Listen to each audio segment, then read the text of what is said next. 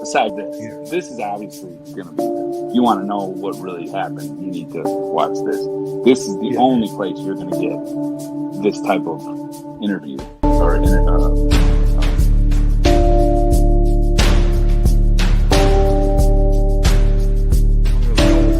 don't really know what this is, but I didn't do it. I'm innocent, Judge. I'm not guilty. I'm innocent.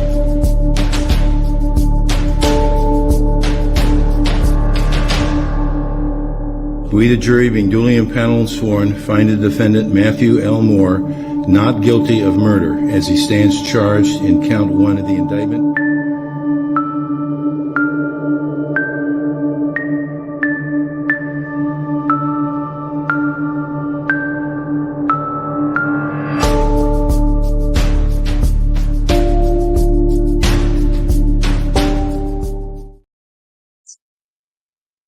Hello, how are we? This is a little bit different. No Carrega today. Well, not this second anyway. That's hide my face. What's going on? As Sarah P does with a script. Welcome everyone. Thanks for joining. Please hit the like, subscribe, and hit the notification bell on the way in. You can join the Ultimate Corner community. Obviously, we got a new membership now coming out via Buy Me a Coffee. Just go to buymeacoffee.com/alternate corner. Yeah, you can get that there.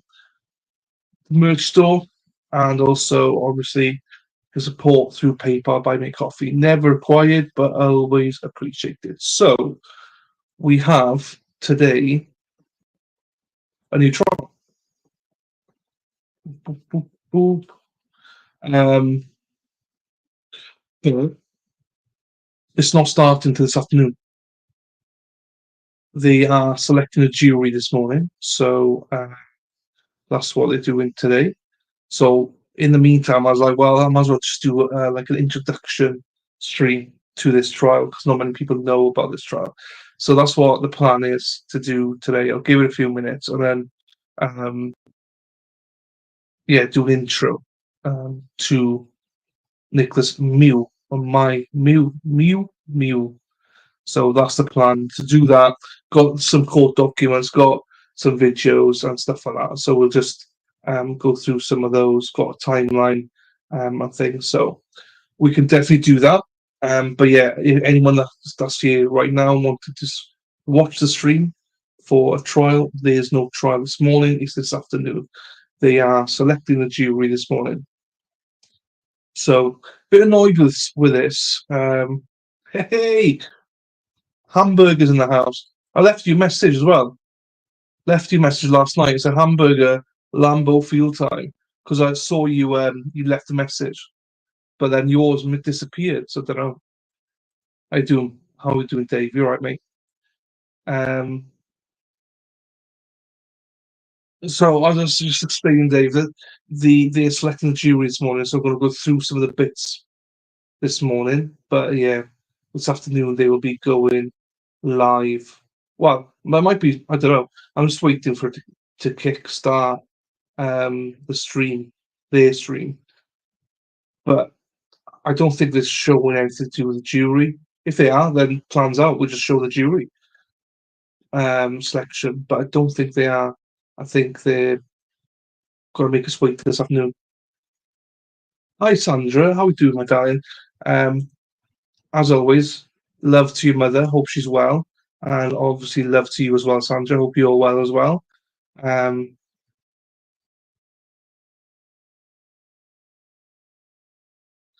to do Discord and your child doesn't have one. I mean, yeah, don't bother with Discord, mate. It's in Facebook, you idiot, Dave. Facebook's the place to be.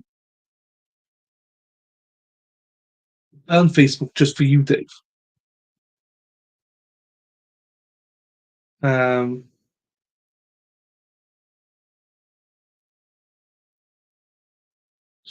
Yeah, let's not go now. I'd say, okay, there we are. Was good. Well, subject, just so you know, though, this morning, I don't believe. So this afternoon is the trial will commence. They're sitting the jury today. So this morning they're selecting. I think they'll be starting about half an hour. Now I'm hesitant because I'm not sure if they're going to show the jury selection, as in not the jurors, but a lot of courts show us. So I'm just waiting to see if that occurs. If that occurs, we'll stream it. It's a little bit boring, but we'll still stream it. But I don't know if it's going to happen. If it doesn't happen, I'll just go through the timeline and some of the documents of where we're at.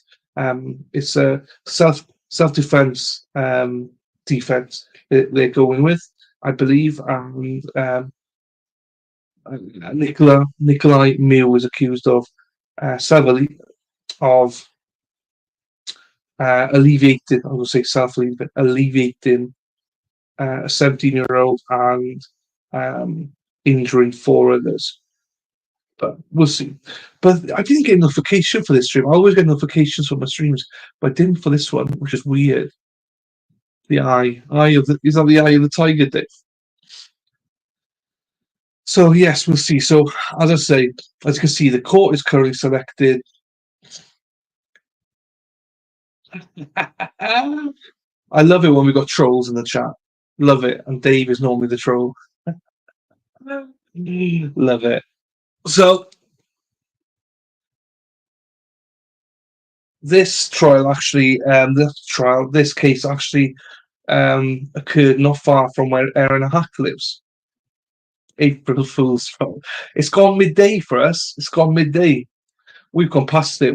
I've had like all morning of this, so I'm not having all day of this. So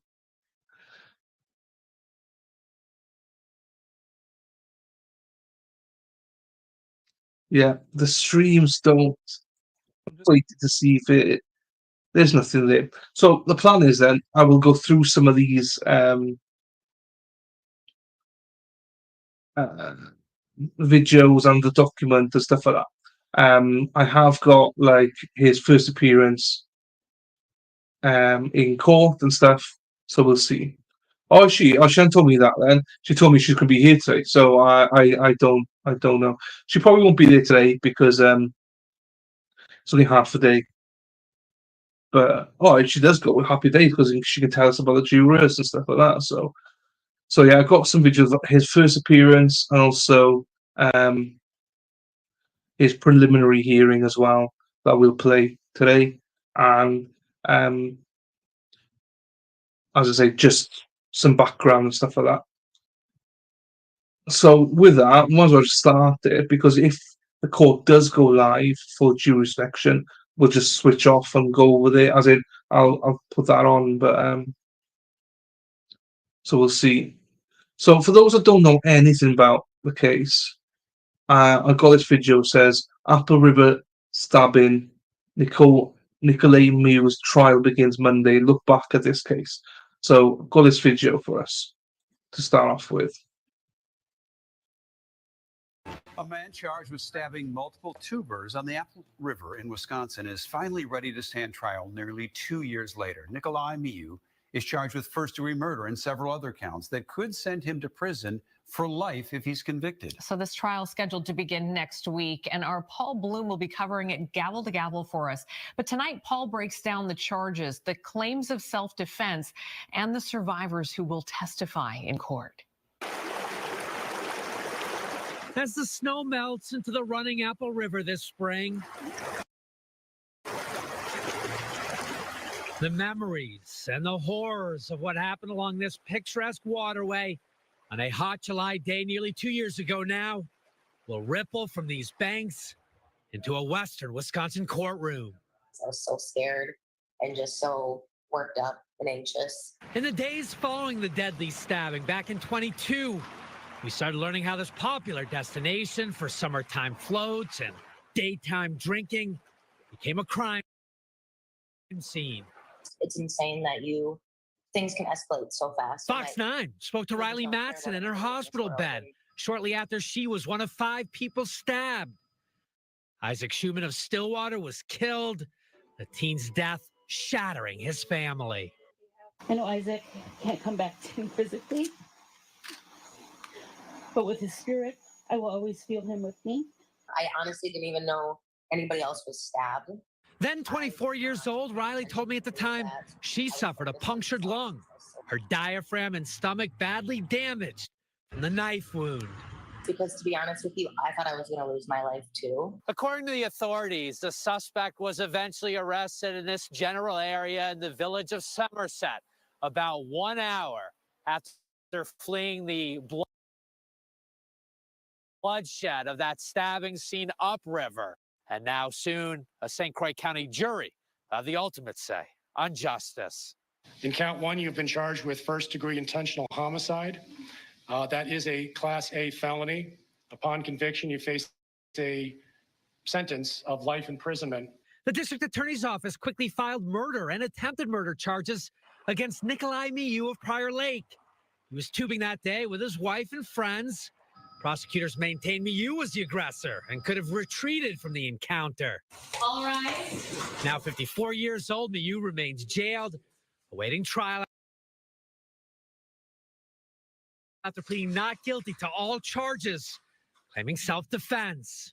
This is a case where something went wrong in the encounter on the river and escalated. In court filings, Miu said he was simply using snorkel gear to search the river for a lost cell phone when a group of tubers instigated the confrontation by calling him obscene names. Miu claims they attacked him in the water and he feared for his life. Critical cell phone video capturing several minutes of what happened both before and after the stabbings is expected to be played in court. And I thought he had punched me in my stomach. And I'm like, oh my goodness. Like, I was telling my friends, I was like, I think he punched me really hard. Like, this feels. I got a video next of her. She gives like a 5-minute interview, so I'll play that afterwards. After this, Feels weird. And we both had looked down, and I instantly was bleeding. I obviously was stabbed. Riley, who acknowledged she was drinking on the river that day with a group of friends, is expected to testify under oath when the trial begins in Hudson next week. I was irritated to kind of hear, about the self-defense thing, because whether or not we were in the wrong for going over and confronting him, he still was the one to make the first move. He still could have walked away. He could have done anything like that, and that's kind of what irritates me the most. Because of Wisconsin's rules around cameras in the courtroom, we will bring you every moment of the Apple River stabbing trial beginning Monday. It is expected to run about 2 weeks. We will have expert legal analysis live streaming on our Fox 9 digital platforms straight to a verdict. The question here, of course, was this first-degree murder a conviction ultimately sending Nicolae Miu to prison for life, or rather a case of justified self-defense where an acquittal would send Miu home? Paul Bloom, Fox 9.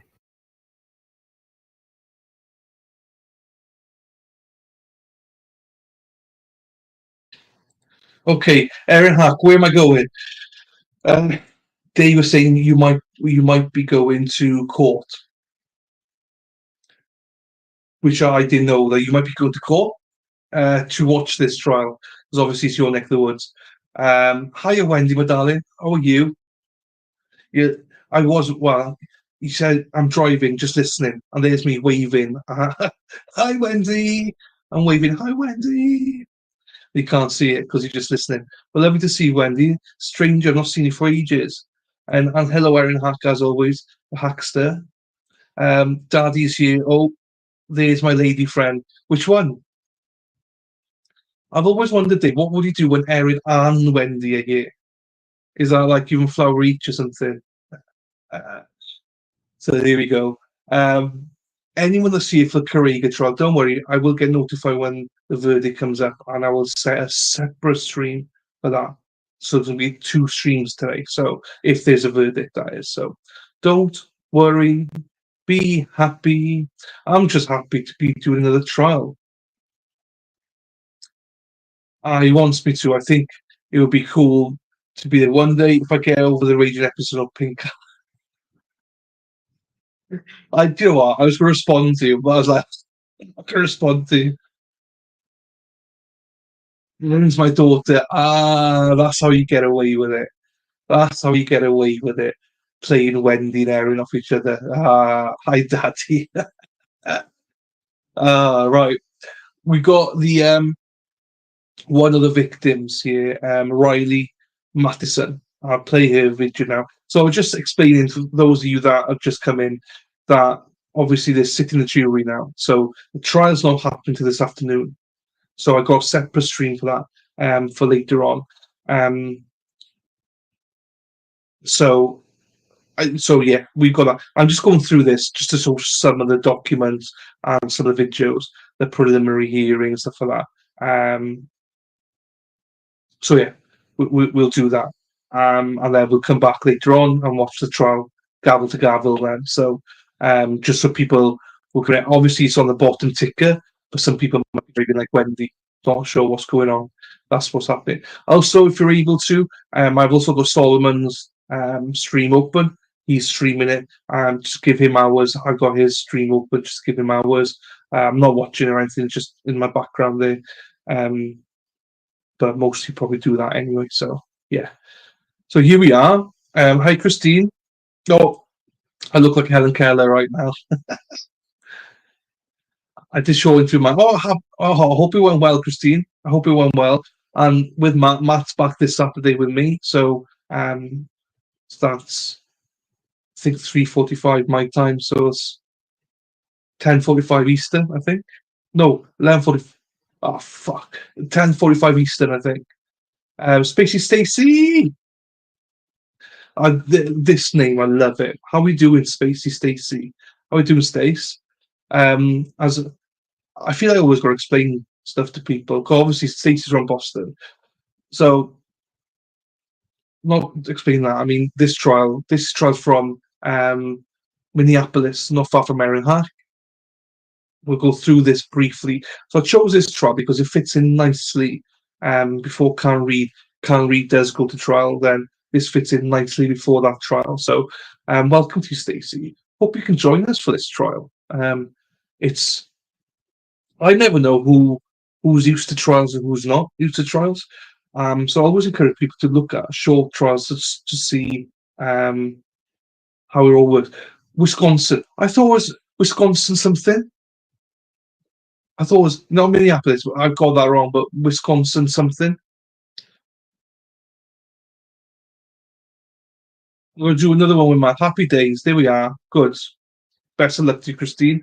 Let us know when it is happening, and we'll come support you. No issues. So right, let's look at this interview now from one of the victims. I have not watched this, but and it's just important to remember. He's from Minneapolis. Oh, what happened at the Upper River in Wisconsin? All kids go drinking underage. Fine. Thank you. You see, this is why it's good to have you here to explain these things to me. Go Pack, go. I love it. Hey, Kendall. How are you doing, my darling? Are you from Texas? I thought you were from Boston. That's how knowledgeable I am. I thought you were from Boston. I don't know why I thought that. But hello from Texas. So we got Sarah P. Sarah P can't be here much this week. She's busy with work, but she's from College Station. And we've got a few people around the Texas area. But yeah, welcome, Kendall. Again, if people look at the ticker, the trial starts this afternoon in a separate video. They're just sitting the jury this morning. So just doing a run through of some of the key players.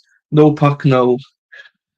Well, interesting who you gonna draft, Erin, for your quarterback for the future. Right. Let's get Riley up on screen then. So the victims, I'm not sure how old she is, but I know the victim who died. Oh, she's 24. She suffered a punctured lung as well as injured diaphragm and stomach in the stabbing. She spoke to Fox 9 on Friday about the incident on the Upper River last weekend. So the guy who died was 17 years old, just so you're aware of that. And just a reminder, obviously the defendant is presumed innocent unless proven guilty. So I'm just giving you snippets here. Please don't make your minds up before you actually watch the trial of whether he's guilty or not. I think the lady on the plane gave me pink eye. I thought you got her some other way. I thought you dirty girl, Erin. Right, let's get this up. The stream, that is. So,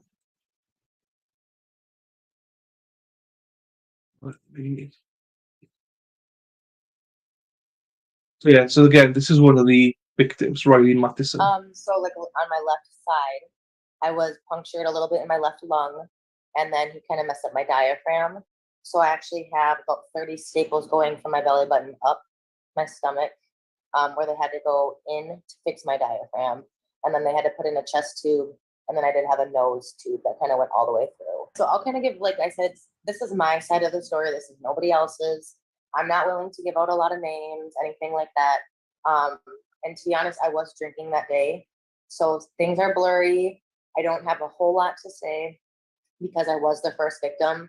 So I kind of just had paid attention to myself at the end of it. But I will give from what I'm aware of what happened. So we were tubing. I was probably with about 10 other people, a mix of girls and boys. And one of the boys, when we were tubing down the river, had said that a group had looked uncomfortable. And I don't recall if it was I thought it was a group of girls that they had said was uncomfortable. So my other friends and I just kind of hung out on the tube. A couple of the boys left to go kind of see this group and figure out what was going on. And it was a little bit of time. I don't know how much time like in between, but finally I was like, all right, like let's go see what's going on. I asked a couple of my girlfriends to come with me. We went over to the group, and I don't know who had said something, but somebody had mentioned something about there being an older man there, and they thought he was kind of creepy, being a little weird, asking for like inappropriate things like for younger women and things like that. That's what I had heard. I don't know if that's exactly true. But after that point, a friend of mine had kind of, I think, went up to the older man, or he came up to us. I don't know that exact point. But she had told him, you need to leave, like, you need to go, you need to get away. And he kind of stood there for a second and then punched her in the face. And after that, it was still a little bit blurry for me. I'm still trying to put those pieces together. But what I remember is I'm like, oh my God, like, are you okay? Like, that was like not what I expected to happen to you. And then I don't know if I said something to the older man. I don't know if I had hit him because I was upset, or if somebody else had came and hit him. But I just remember him kind of turning towards me, and we're both kind of staring at each other, probably a couple feet away from each other at most. And he kind of just stared at me for a second, and he pretty much like, not like lunged at me, but kind of just like leaned forward a little bit. And I thought he had punched me in my stomach. And I'm like, oh my goodness. Like, I was telling my friends, I was like, I think he punched me really hard. Like, this feels weird. And we both had looked down, and I instantly was bleeding. I obviously was stabbed like instantly.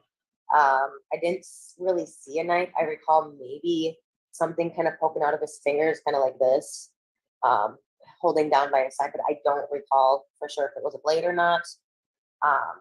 My friend instantly, saw that I was bleeding out and yelled to my other friends, you need to call 911.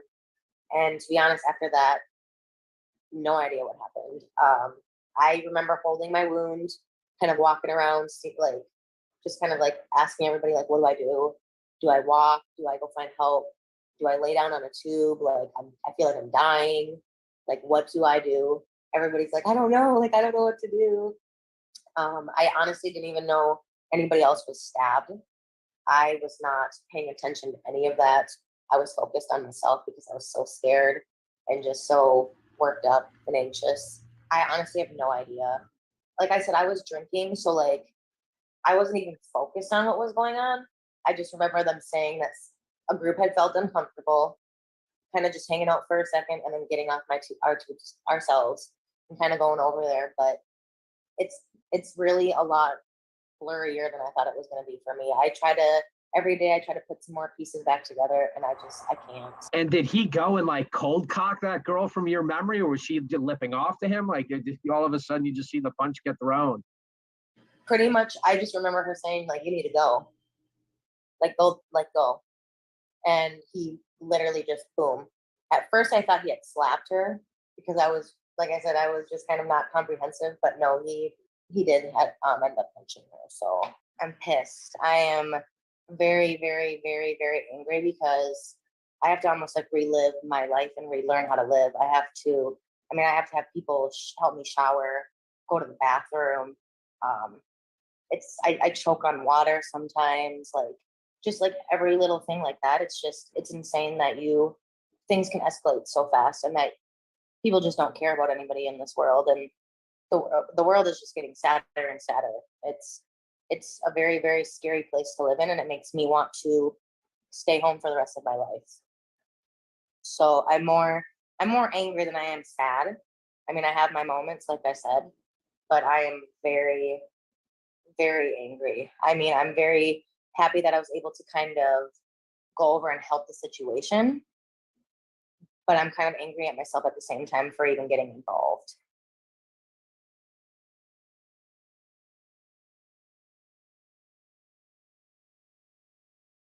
Fuck's sake. I still speak when I moved in on this side as well. So from what I gather, she got herself involved when she didn't need to get involved or something. We'll see. Erin from Kimmy. Hi Kimmy. Hi Josie. How are you doing, ladies? Hope you're well. We'll go through all that now, Dave. We'll go through all that now. Obviously, I think we know where Erin stands. So everyone else, be objective. But it's nice to have someone that knows the case well, and Erin does. So right, we'll do. Hi Dave. Yeah, we'll see. I'll go through the document now. I've got the document. Before I go through the document, hi Kendall. Hi Sarah P from Kimmy. Right. I'll show you the timeline and then we'll go into the document. Even though Erin is covering it really well. Actually, you know it better than me, Erin. Right, let's get this up. Again, just a reminder, the trial's not beginning until this afternoon. So that's why we're doing all this now for the next couple of hours. Share screen. So this is a timeline. Look how fancy I am. Hooray! Nicolae Miu timeline. So put this together. Robin! How are we doing, Robin? How are you doing, my friend? Hope you're well. I don't want to call you darling because in case I think you're a woman. I've been caught out before with that, but how are we doing, Robin? Hope you're well. Thanks for joining us. Robin, again, just a reminder, the trial will be starting this afternoon. We're just going through the documents now whilst they place the jury. I feel I've got to repeat that in case people are like, where's the fucking trial? So, right. So this occurred on 30th of July 2022. So this is a timeline. Shout out to Fox 9 and also court documents that basically put this together for me. So I only have to put it all in on this design, whatever you call it. So 9:30 a.m. Nicolae Miu and his wife leave their home in Prior Lake, Minnesota. They plan to meet friends and spend the day floating the Apple River, popular destination for tubers in Wisconsin, St. Croix County. I'm the only man in the chat. So that's where it starts. The 30th of July, 9:30. They go to meet friends. Then 10:45, Miu arrives at River's Edge campground. So that's where we just saw with the whole snow and the river and everything. So that's where they're at with that one.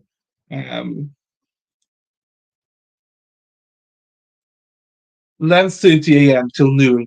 Miu's group start their float. They look quite cool though.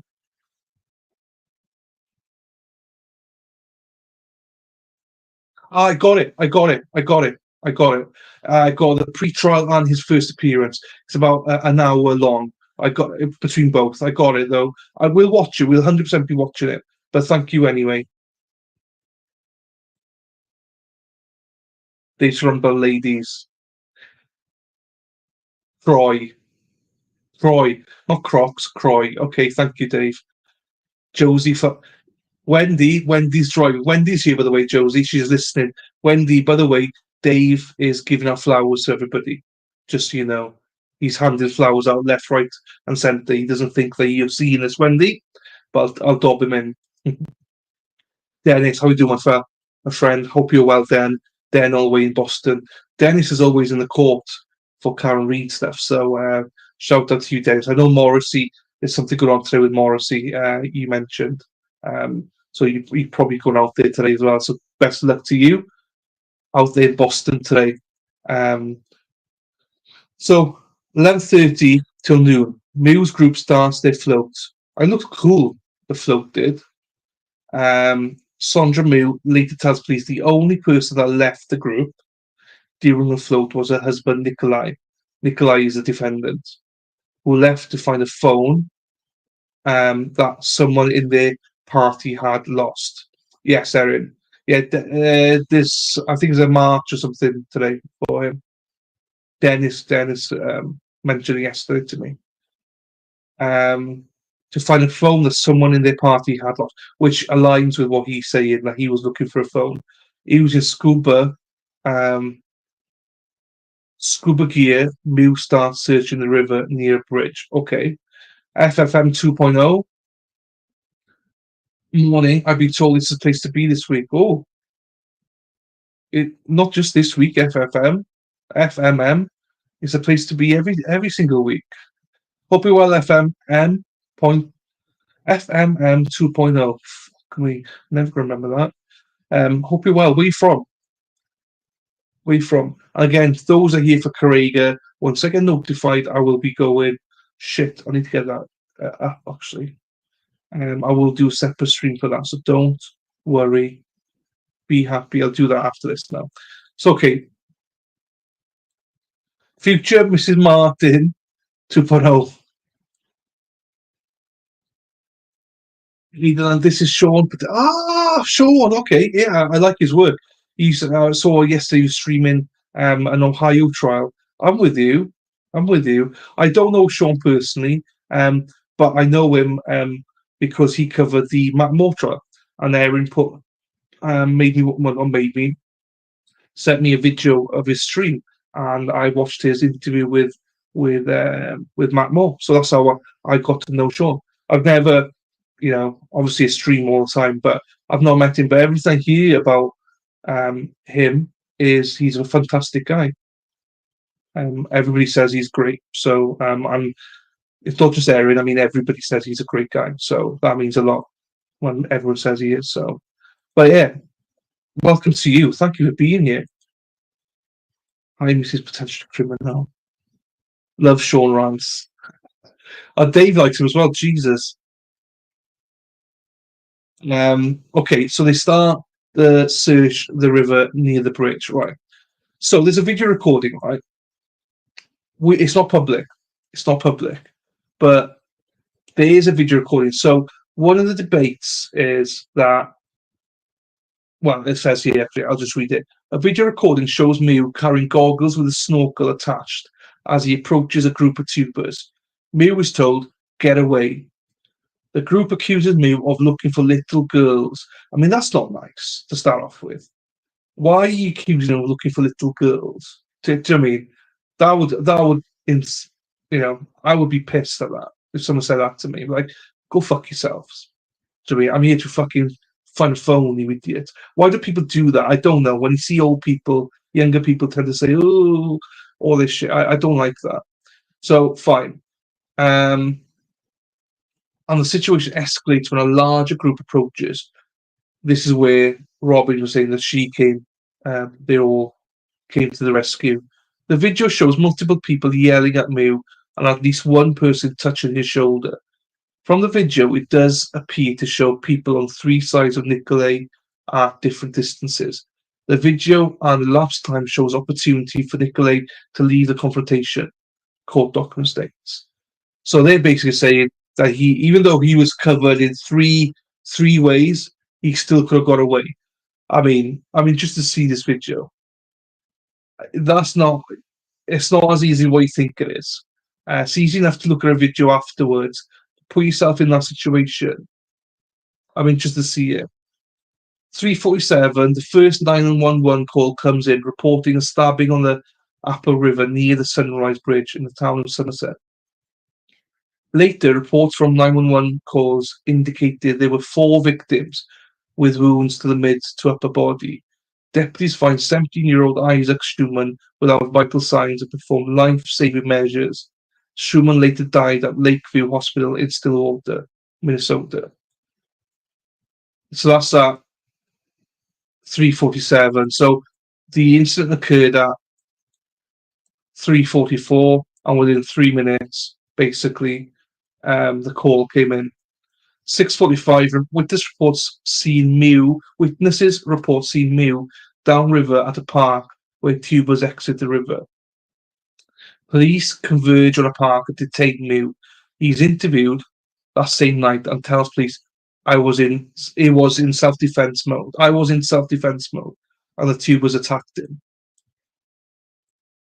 August 1st, Miu was charged with first-degree intentional homicide and 4 counts of attempted first-degree intentional homicide.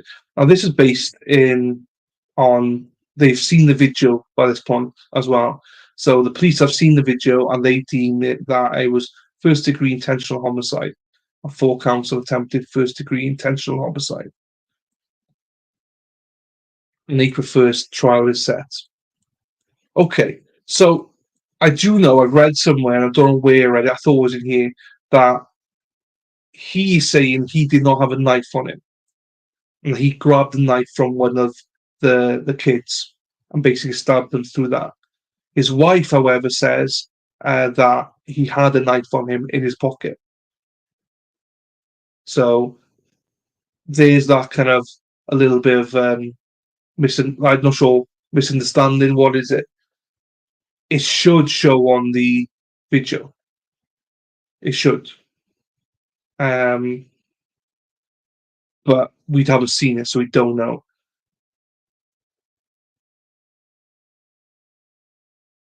Firstly, yeah. So Corey was an attorney for Kyle Rittenhouse. He was excellent. So I'm looking forward to seeing him. What was the date it happened? Here we go, Dave. I was going to go back to that actually. 30th of July. It occurred. He was interviewed that evening, 6:45, and he was arrested on August 1st. I'm just going to check this. So 30th, 2 days later, he was arrested. 2 days later. The trial set to begin today, this afternoon. Yeah, arrested 2 days later, yeah. So from what I remember from the documents, we'll go through the document now. The video, they saw the video the next day and pieced together a video, and then they arrested him after that.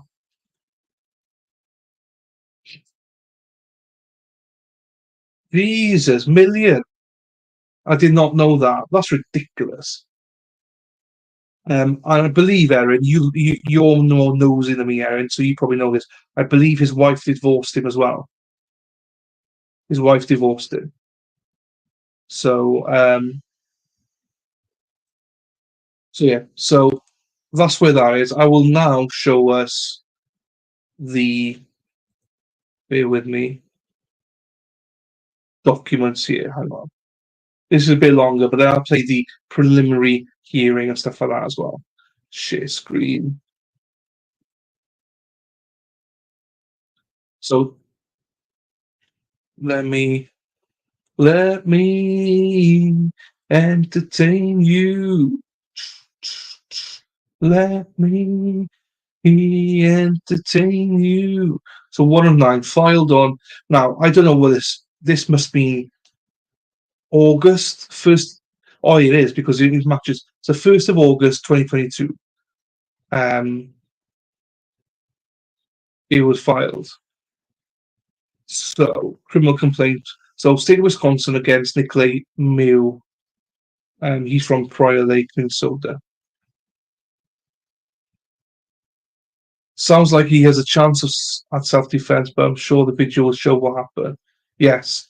And people say, I was watching, we'll get to a video now where they were saying that he'll need to testify. She filed for divorce when she knew he wasn't getting out, I think. She's placed him there. She's gone against him already because she said he had a knife in his pocket and he denies it. So here we go. So the undersigned complaint, being first duly sworn, states that count 1, first-degree intentional homicide. The above named defendant on or above Saturday, July 30th, in the town of Somerset, or whatever, did cause the death of victim 1. Okay. The conviction shall be sentenced to imprisonment for life. So it's not death penalty, it's imprisonment. Fine.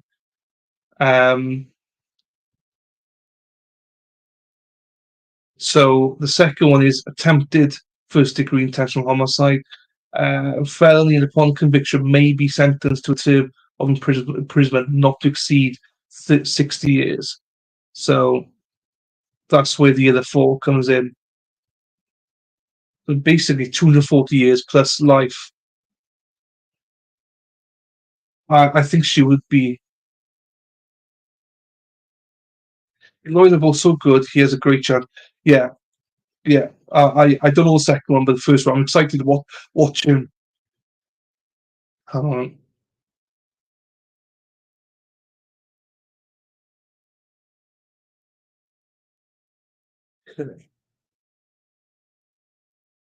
Right, here we go. We'll go through this because it's important. So a probable cause. Your complainant is a law enforcement officer with the St. Cox County Sheriff's Department, who in that capacity has read and reviewed the official law enforcement agency reports of Deputy Mitchell fuck me with these names, Mitchell Shapey and Lieutenant Brandy Hart of the County Sheriff's Office, required by law to be made and kept and proved to be true, accurate and reliable in the past as concerns the individual Nicolae Miu, and which reports indicate as follows. So this is supplemental narrative by Mitchell Shapey, who is the deputy in this sheriff's department.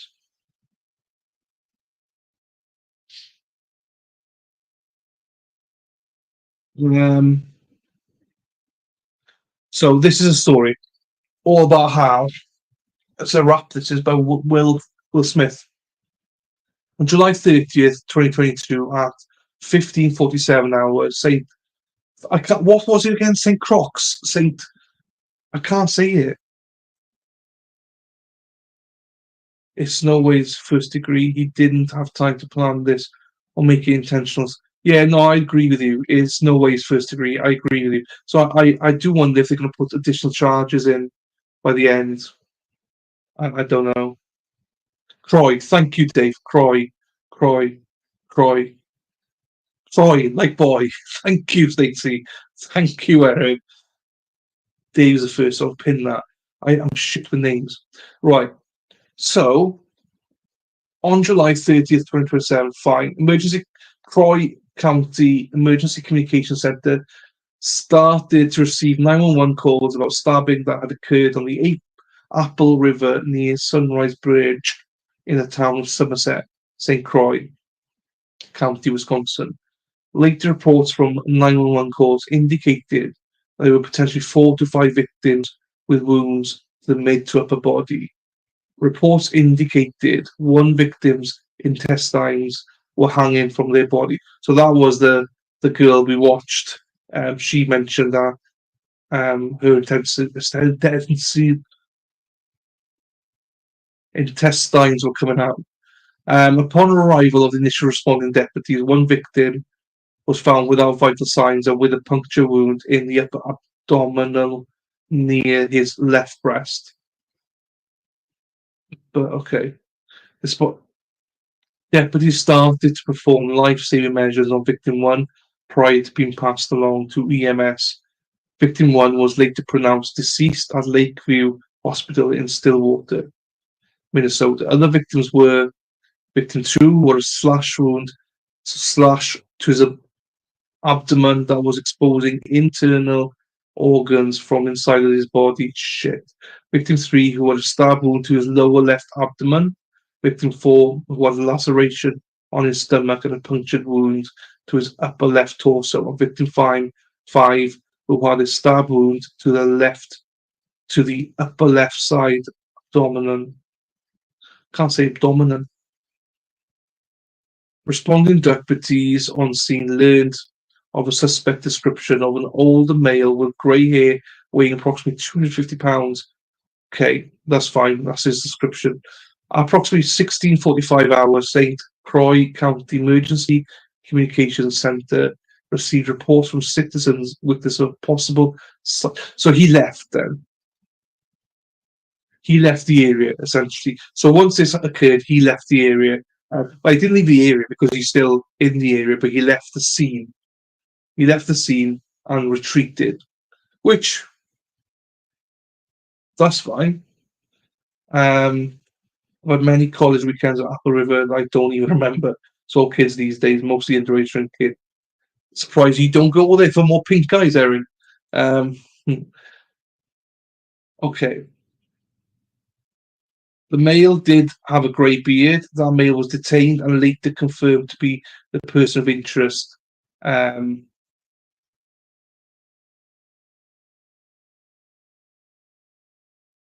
Through photographs. The male's name was Nicolae Miu, date of birth 11th of December 1969, I think. Nicolae was detained and in the back of a squad car. Nicolae was with a group of friends to include his wife, Sandra. Okay.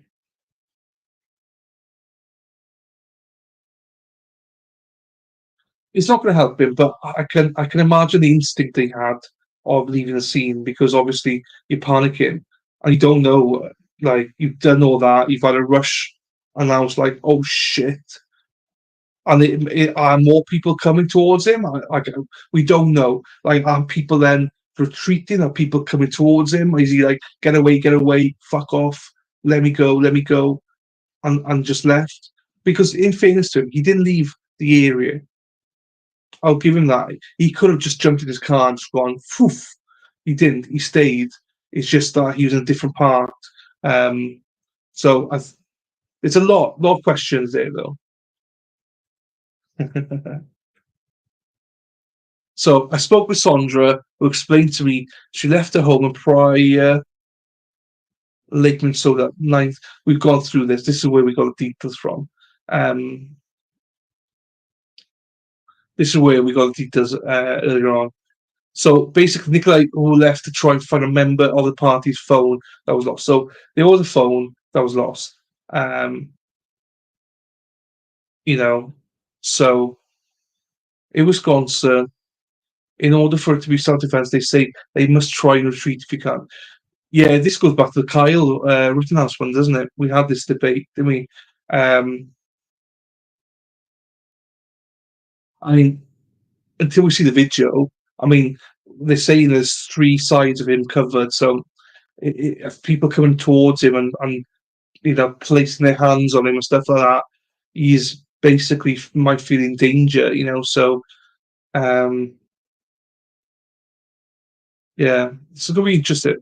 It's gonna be interesting.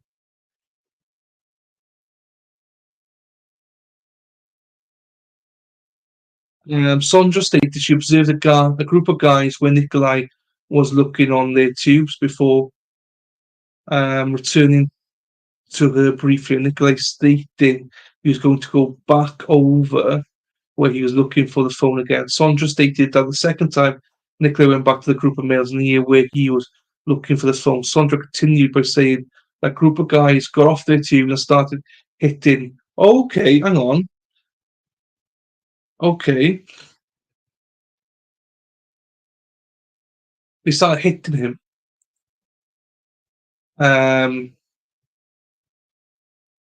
Sandra said after seeing this, she yelled, and the 2 members of the party, Ariel and Ernesto, started running towards Nicolae and the fight.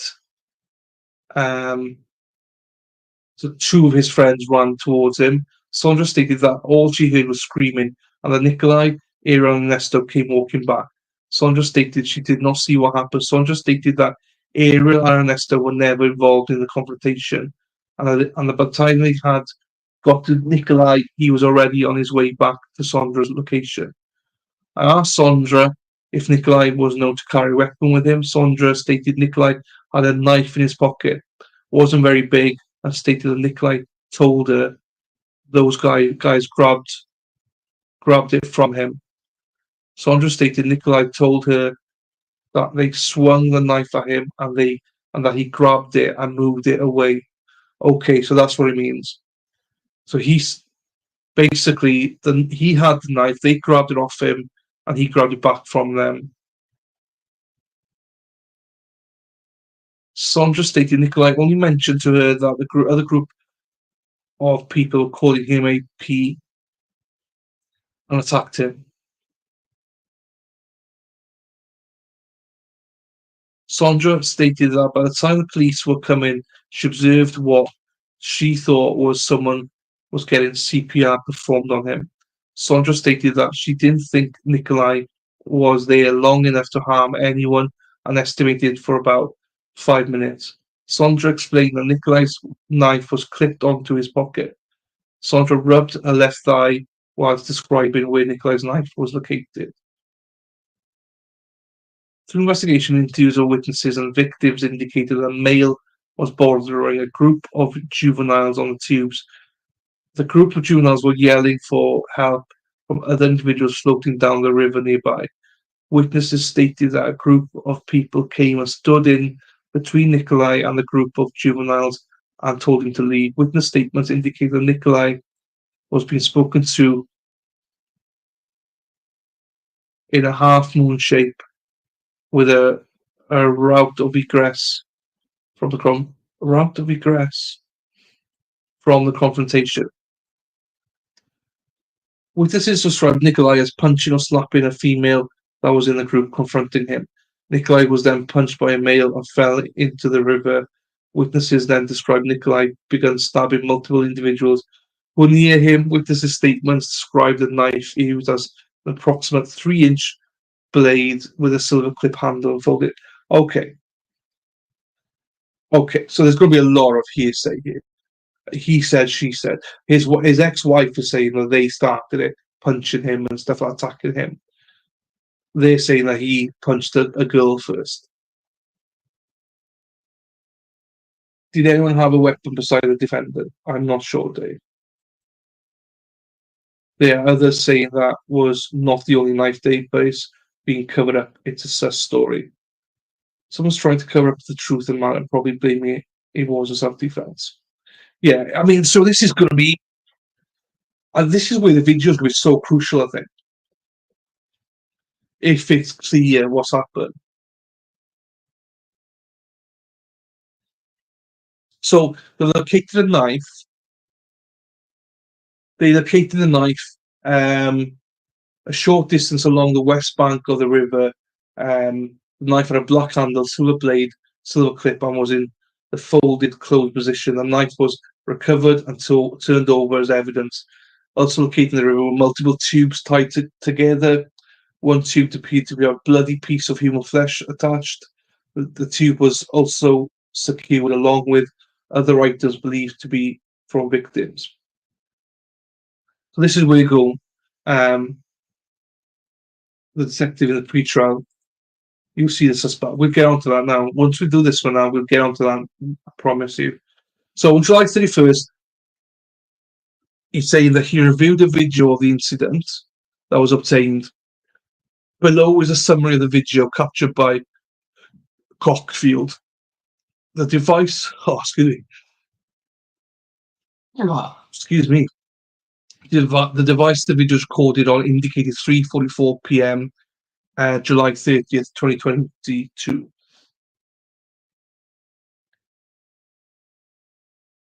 So, video starts by showing Nicolae, who was shirtless and carrying goggles with a snorkel attached, run up to Joanne's group and grab onto their tubes. While people in the tubing party are telling Nicolae to get away.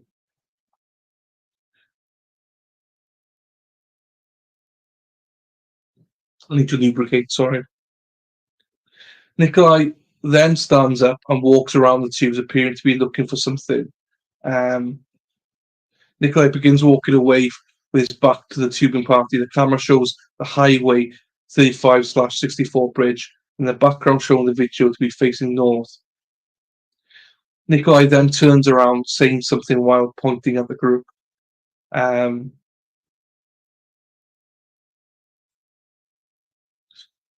Nicolae again turned to walk back towards the bridge. Camera pans and shows more individuals converging towards Nicolae, yelling for him to walk away. I mean, he is walking away, so why are they yelling at him? Nicolae then walks towards a female in a black one-piece swimsuit with blonde hair who was walking towards the confrontation and appears to be pointing down river and telling Nicolae to go away. In the video, you can hear people expressing that he was looking for little girls. I mean, this is what I hate. I hate this. A larger group of individuals converged towards the area. Multiple people were yelling at Nicolae as it appears at least one person touched his shoulder. From the video, it does appear to show people on three sides of Nicolae at different distances. The video and elapsed time shows opportunity for Nicolae to leave the confrontation, in his opinion. When you got a heated argument, is it that easy? The videos will show. I'm not sure it's that easy. Also, I hate it. You see these videos on TikTok stuff. People always calling out people. Oh, you're looking for little girls. You're doing this and that. It's like, why are you antagonizing the situation? Why is everyone antagonizing the situation? I don't quite. People get involved, but they don't need to get involved. Apparently, by reading this, he's walking away. He's going. Just leave it. But people can't leave it, it seems. But anyway, we'll see. Nicolae then appears to be confronted by two females, a blonde in a black one-piece swimsuit and another Caucasian female in a two-piece swimsuit with flowers.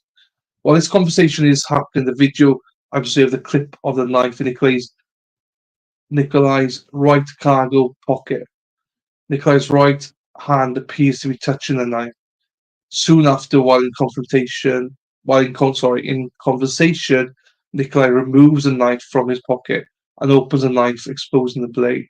Nicolae then holds the knife down at his right side. Well, he's just giving a warning shot, probably.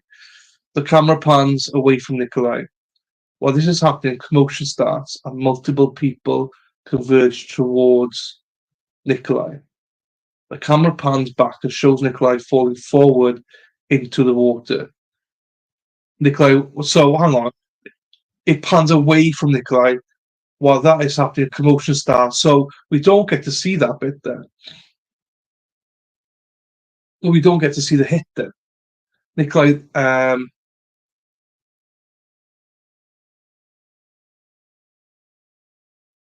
Nicolae, while laying in the water, is then slapped with an open hand on the left side of his face.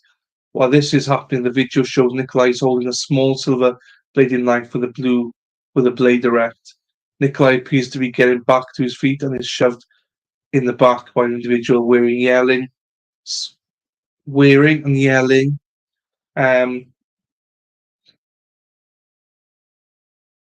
Swimming trunks. Nicolae then begins emerging from the water and with his knife in his right hand. While doing so, the individual in the yellow swimming trunks appears to be advancing to shove Nicolae again. While doing so, Nicolae stabs the individual in the yellow swimming trunks in the abdomen while being shoved back into the water on his back. As the video is panning, Nicolae is beginning to stand up still with a knife in his right hand. The video captures briefly a female wearing a two-piece flower swimsuit moving away, hold her left side. Nicolae is standing, holding the knife. A male touches Nicolae's back. Nicolae turns and extends his arm in a stabbing motion. While I observed this, I observed a female in a two-piece flower swimsuit with an open wound on the left side of her torso. Nicolae is then shoved with two hands near his neck. Nicolae then makes another stabbing motion with his right arm. As Nicolae is backing away, I observed his right hand closed around the handle of a knife. The knife was open and appeared to be partly covered in blood, as well as a portion of his right hand. The video begins to pan and shows Nicolae run off by my orientation to the southwest. The video captures a chaotic scene and observed wounded individuals laying in the river. As the video is panning around, it appears to briefly capture a male laying in the river and a male matching the description of Nicolae appearing to run up to him. Briefly observed is the individual that matches the description of Nicolae leaning over him. As the individual is facing him and partly out of the water, there was enough blood in the river that the water turned a red tint in places. The video continues to pan around the entirety of the scene, at times turning back towards J1, while J1 questions what is happening. At the end of the video, J1 can be heard yelling out to victim 1. On July 31st, 2022, I also reviewed a cell phone video that's provided to investigator Schultz Jr. The video in the state of my review was of limited quality due to being captured by an iPhone and sent to an Android device. The length of the video is 21 seconds long. The following is a summary of the events observed in this video. The video appears to start towards the end of the confrontation. The orientation appears to be from the northeast of the confrontation, facing to the southwest. It appears that individuals are fleeing from one person who is standing alone and believed to be Nicolae, with his right arm extended, posturing towards everyone running away. In the foreground, it appears the individual in the yellow swim shorts is laying in the water holding his abdomen. The male individual that is believed to be Nicolae then run towards the southwest in the river. Nicolae then appears to stop at an individual who was lying in the river. Nicolae's posture during this is bent over the individual that was in the river. Nicolae appears to be holding him up out of the water by his right arm. The video then pans around and ends. Okay. Investigator did ban, met with Owen Lee Peliquin. Met with Owen Lee Peliquin on July 30th, 2022. During the interview, Owen described Nicolae as looking through them and described his baby as disgusting and looking really weird and sketchy. Owen describes the knife Nicolae used during the incident as one of a silver blade about 3 inches. Yeah. He also spoke with Madison Cohn and Quentin Carlson while reviewing investigator Julie Schultz Jr. narrative of the interview. I learned that started the physical assault was Nicolae punching Madison in the left side of her face. Oh, I missed it. That's not noted though, I don't think. Other than Nicolae was only punched after he initially struck Madison. Madison was described as wearing a dark-coloured one-piece swimsuit with blonde hair. This narrative is synopsis only. Okay. So supplemental Brandy. So she's going to say the same thing.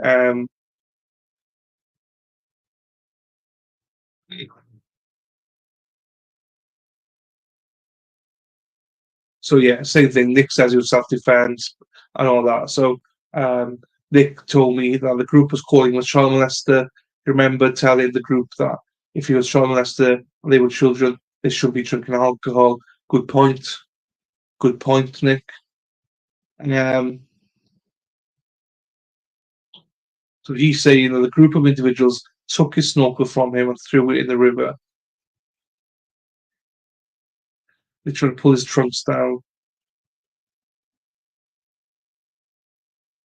So this is where it gets interesting then.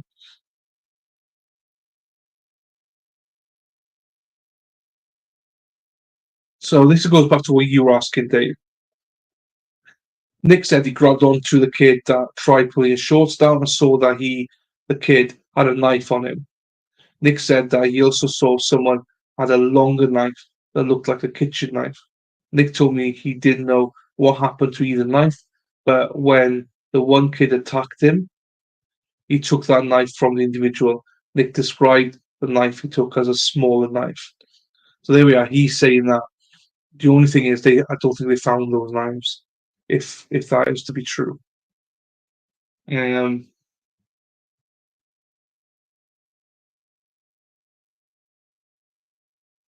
we covered that. So he's basically saying they attacked him, and that's what provoked this. Called him a child molester, and they had knives, and they grabbed each other, grabbed that. They found one knife, didn't they, Erin? And I presume that's Nicolae's, but I don't actually know. I presume it is.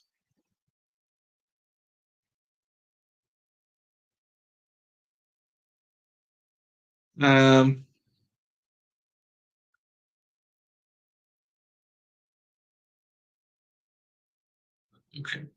Provided Nick with a piece of paper and pen and asked if he could map out for me where he was on the river when the incident took place. Nick began to map a diagram, not to scale. Nick estimated his group was about 100 feet upriver from the other two groups of people. Nick said there were actually two groups of people that attacked him, one on each side of the river. Nick explained that he'd been snorkeling back and forth between the groups looking for the cell phone. Nick said he'd heard someone from one group or the group say something that led Nick to believe that they'd found something. Nick said that when he asked about it, the first group started calling him names and attacking him.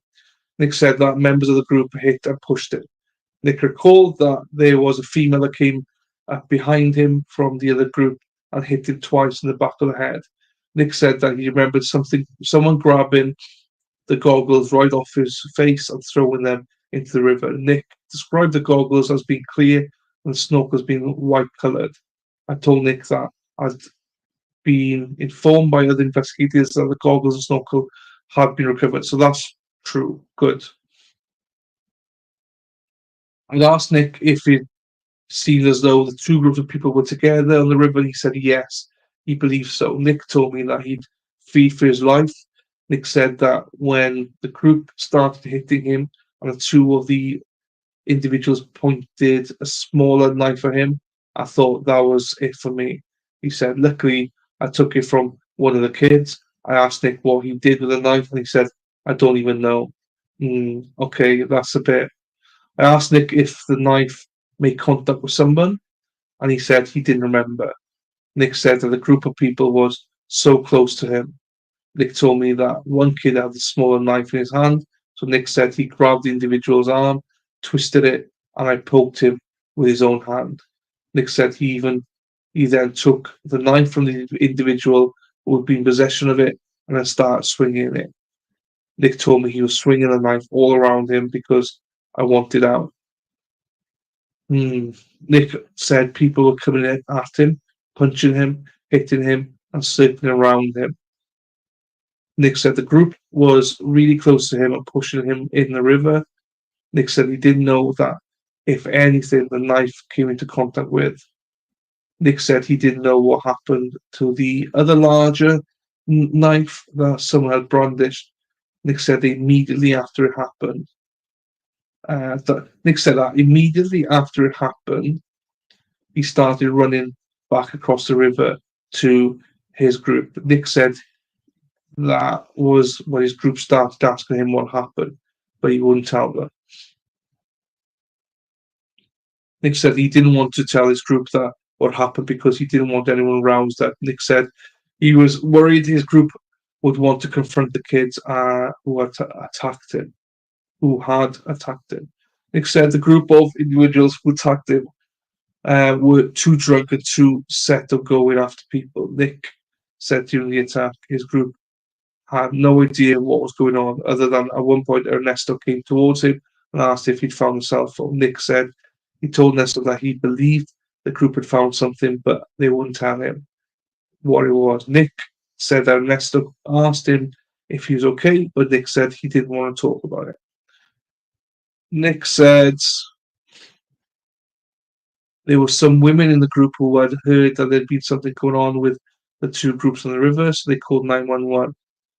I asked Nick if he'd seen what was going on when the women decided to call 911, and he said no. I asked Nick if he had a knife with him today, and he said no, absolutely no. Nick said that he'd had one earlier in the day when he and Sandy arrived at River's Edge that he'd used to cut the string that held the tubes together.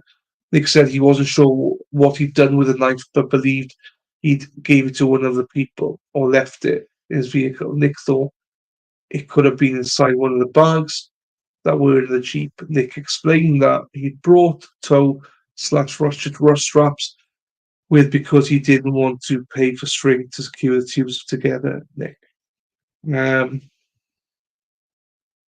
Maxi, taxi. How do Max? Said when he learned that the strings was free, he put the bag of straps back in the vehicle and perhaps he put the knife in the bag of the straps. Oh, right. So, okay. That's going to be so key. This is going to be so key. This is going to be the whole trial about the knife. Because he said, it's not my knife, it's not my knife. His wife said it is his knife. He's saying, it's not my knife. I didn't have it. So in the investigation, where was it found? Is it the one found in the bushes? Was it found in the car? Was it found? Where was it found? Or was it found? Is it the same knife that was found in the bushes? And if so, did they have any DNA, blood, and stuff like that on it? That's the whole case. I mean, he's adamant that he did not have a knife, but his wife said no, he did. He carries a knife. And the first video, they're saying that it seemed like he took it out of his pocket. So, okay. This is going to be interesting, I think. This is going to be interesting. Nick told me again that he never told his group what had happened and said everything happened so fast. Nick said he didn't want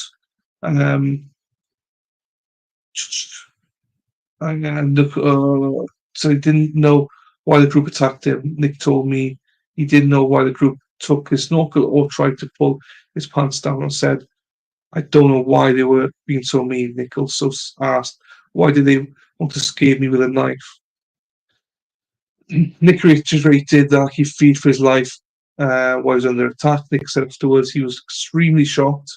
I couldn't talk to anyone. Nick said he didn't know how this happened or how he even got away from them. Nick said that he was struck on the back. Yeah, and he was smacked by a female on his right ear. Nick told me he couldn't really see what the group was doing to him because he was tripping over the rocks in the river. Nick said he was in fear for his life. Nick said he was still fearful that the group would find out who he was, and he was afraid the group was going to look for or do something to Sandy. Nick said he'd drunk a lot of beer today. However, I couldn't smell any odor or intoxicants coming from his persons. Nick said he didn't drink hard alcohol since the quadruple bypass about a year and a half ago. Nick said part of the reason he was so afraid of the group that attacked him was because he wasn't in the best of health. Nick showed me a scar on his left wrist from where a piece of vein was removed for the heart valve replacement. Nick told me as a result of his heart condition, he took 5 medications that he took in the evening. I told Nick I could contact Sandy and make arrangement to get the medications delivered to the jail. I asked Nick if he used his cell phone at all today, and he said he took a few pictures but didn't do anything with them. Nick said he had not used his phone before or after the accident. I showed Nick the image that had been disseminated and confirmed that it was of him. I asked Nick what was happening at the time, and he said they were fighting me and both boys had pointed their knives at him. Nick said he didn't notice anyone taking his photo, described himself as very, very scared. Nick said he didn't know what was going to happen next. Nick said it all started when people from both groups kept calling him a child molester and wanted to beat him up. Nick and the individuals of the group did not look old enough to legally consume alcohol. Nick repeated that he's taken a knife from one of the individuals and waved it at the group around him. Nick said he wasn't sure if he struck the female that hit him twice or not.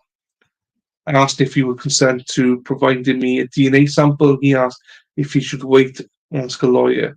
Told Nick that colleague of mine was in the process of applying for a search warrant, so I would obtain his DNA either by consent or by warrant. Nick consented, provided me a DNA sample. Told Nick I would also like a nurse to examine his body for injuries and look at his ears since he reported having been struck and possibly bleeding from them. Nick wondered if he should consult with an attorney. I told him again that I had a colleague in the process of applying. Right, this is dodgy. I don't like this. In the process of applying for a search warrant for an examination of his body, Nick consented to examination of his body. All right, he's obviously looking for an attorney. He's not sure what to do. And she said, well, I'm going to take it anyway, by your consent now or through a warrant. Surely she should be like, well, you have a right to a lawyer if you want to consult a lawyer, and this is the next process. I don't know. It just sounds a little bit dodgy to me. Because to me, it's just like, well, we're getting it anyway.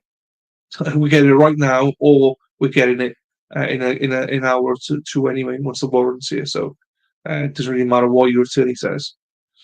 Nick told me that after the woman in the group called 911, they waited there for a long time.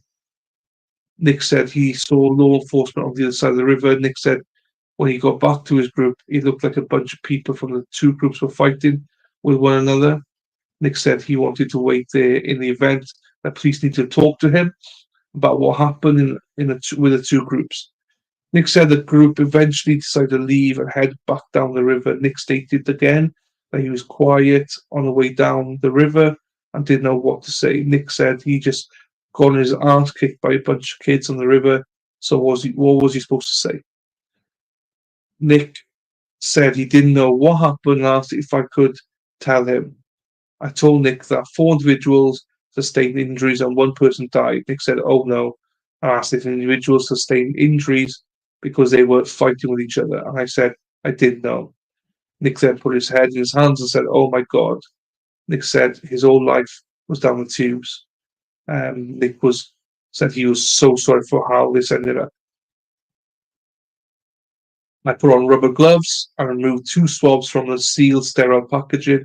I rubbed the swabs along Nick's lower gum line in the cheek. I put the 2 swabs into a white cardboard box with a case number and Nick's name on it. I placed the box in a paper evidence bag with Nick's name on it and sealed it in front of him. I later logged them into evidence in the sheriff's office. Okay. I also put Nick's name on the diagram he drew and put the case number on it. I left the interview room and notified jail staff that Nick needed to use the restroom. I contacted the SART nurse who had been dispatched for the physical exam and briefed her on the situation. When she arrived in the jail staff escorted Nick to the booking area. I asked Nick if he consented to the exam and he said he did. Jail staff and the nurse brought Nick into the nurse's office for the exam. Went back to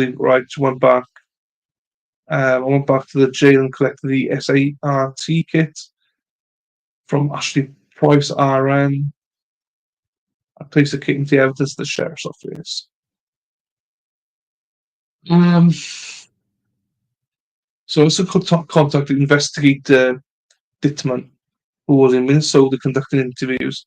I asked Investigator Dittman to go to the Miu residence and speak with Sandy about getting Nick's medication. I also told Investigator Dittman that Nick had reported that he'd left the knife in a Jeep after he cut the string on the tubes and asked that Investigator Dittman check the vehicle for the knife. I then called Sandy and let her know that Investigator Dittman would be stopping by the house for Nick's medication and to look for the knife. On July 31st, 2022, I was notified that Nick wanted to speak to Investigator. I went to the jail and Nick told me that he was in pain in the abdomen and lower back from being attacked on the river. Nick told me that he received Tylenol for the pain but wanted me to document it. I have no further information at this time. The case remains under investigation. So, okay, we still don't know if the knife was found there. We don't know if the knife was found in the car or not, because it doesn't state anything. And this is on information on behalf of right, fine. So we don't know. So let's go here. Did they look? Good question. Why would a 52-year-old successful engineer go after a bunch of kids? Yeah, I agree. Hey, Mexi, gosh, nowhere's safe these days. Nope. I've no idea what my husband's knives look like. Just saying, I don't buy them. I don't know where he carries it. I don't think it matters in the sense of, for me, it is a knife. So if they found it in the Jeep, happy days. But my question is, where is it? Do you know what I mean? He admits he brought it with him. So they don't find it in the Jeep or the wherever he said they would be, then that's gonna make or break the whole trial. Do you know what I mean? Was it his knife or was it not his knife? They know that obviously. So we just see to find out basically. Was he in a different substance? No, don't think he just alcohol. But she said he didn't seem that inebriated. But obviously mixing alcohol with his current drugs. They have him already guilty based on some memes on his Facebook page. He's a Trump and Second Amendment one. That's I mean, they would. Now I think that the key here is knife. And even if it is his knife, it's not a problem. But why lie?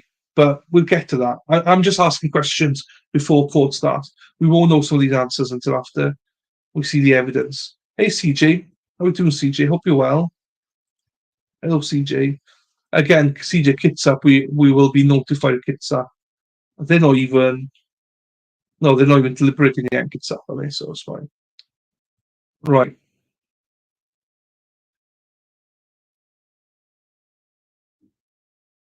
I got 3 more videos, right?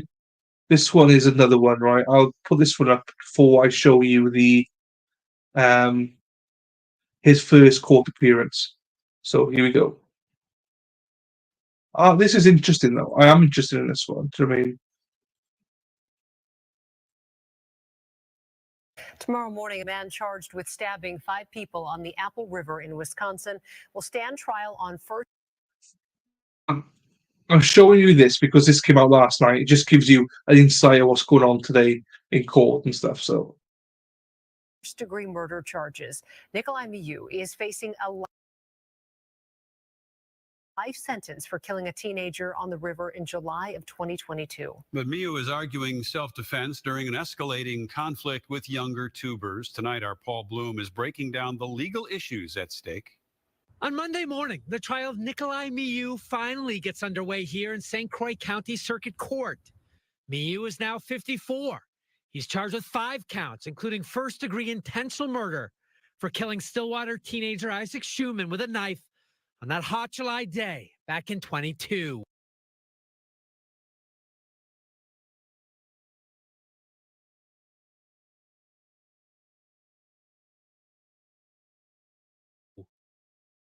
After seeing the impact my brother had on people, I want to thank Isaac for giving my family and I the best 17 years of our lives. 4 others were stabbed during the confrontation on the Apple River, including Riley Matson. My friend instantly, saw that I was bleeding out and yelled to my other friends, "You need to call 911." We spoke to Riley from her hospital bed in the days that followed. I didn't really see a knife. I recall maybe something kind of poking out of his fingers, kind of like this, holding down by his side, but I don't recall for sure if it was a blade or not. The question the jury will soon have to answer: were the stabbings an intentional act to kill and injure, or was it, as Miu has maintained, a justified case of self-defense to protect his own life during a chaotic encounter with a group of young tubers? And what is the bottom line when it comes to a defendant arguing self-defense? Sure. The defendant has a burden of producing some evidence that they acted reasonably in self-defense.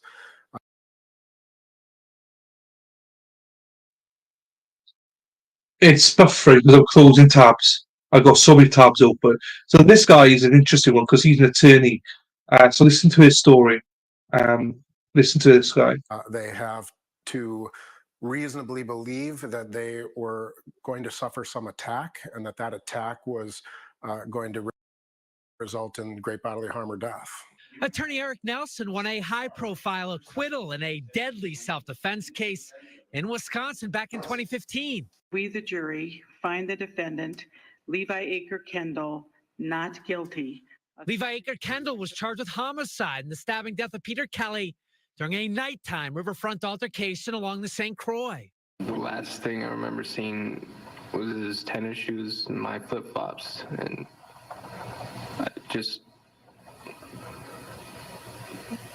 I stabbed him.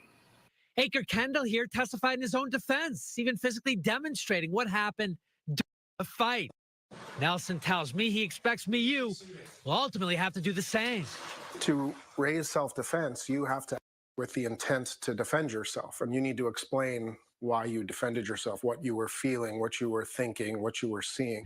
Miu remains jailed, but court filings hint at his defense. Miu claimed he was using snorkel gear to search for a friend's lost cell phone when he thought a group of younger tubers may have found something, and he approached. That is when things escalated quickly, with some witnesses describing Miu's behavior on the river as, quote, sketchy and disgusting.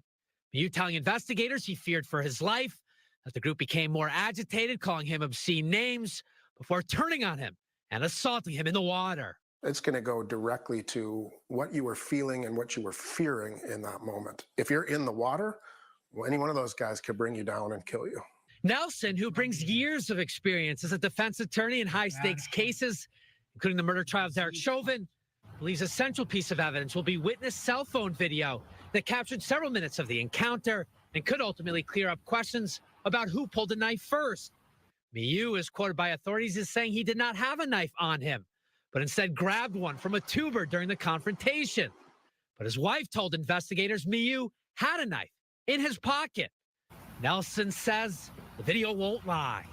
Video evidence gives the jury the opportunity to analyze what happened in that moment. And so presuming that that video captures the entire attack, the provocation that led up to that attack, what was happening, it could be critical. Memories are faulty. People are afraid in circumstances like this. And a jury is given the opportunity to forgive those types of inconsistencies if they can see what actually happened. The Miu trial is set to get underway here Monday morning with jury selection.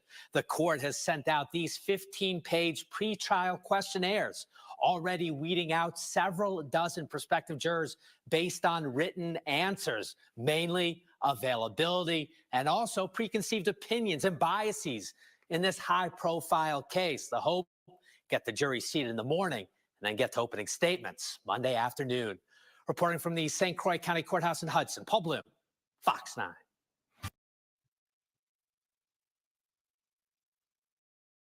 Yes, so the kid that died, 17. He was 17, the one that was alleviated. I know one of the victims was 24. And I don't know how old the other three were, but yeah, the what's his name? Hang on, his name's in the description box. How do I get to? I need to open this. Bear with me, I'll find his name for you guys now. Alternate corner.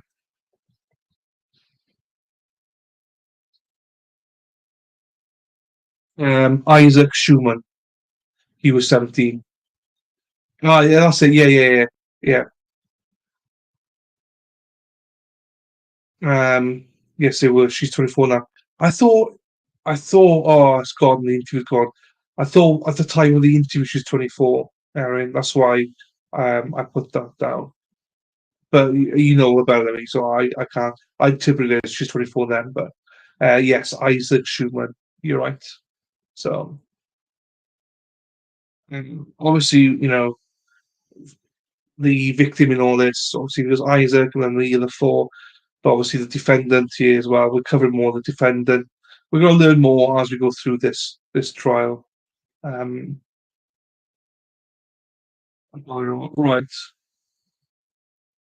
This is his first court appearance. I'm just going to play it through. It's about 20 minutes long.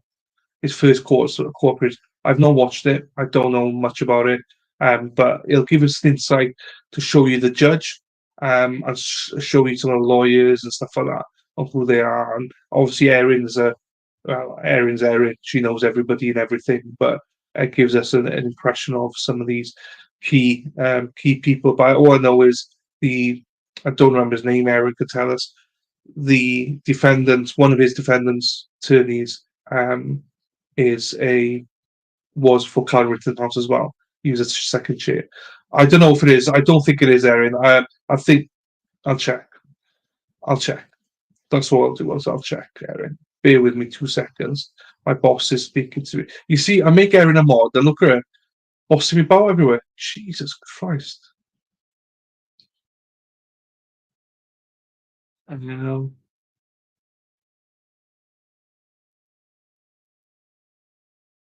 Very high.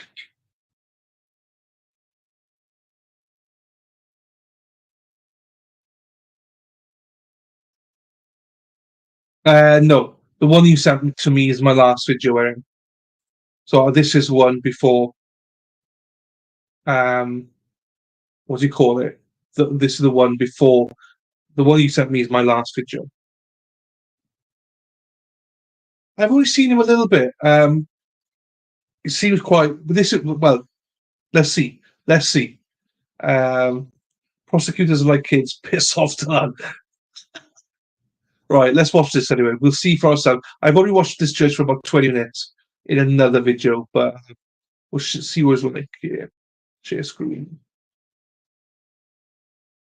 So this is Miu's first court appearance. Just give me a moment to get the Zoom started.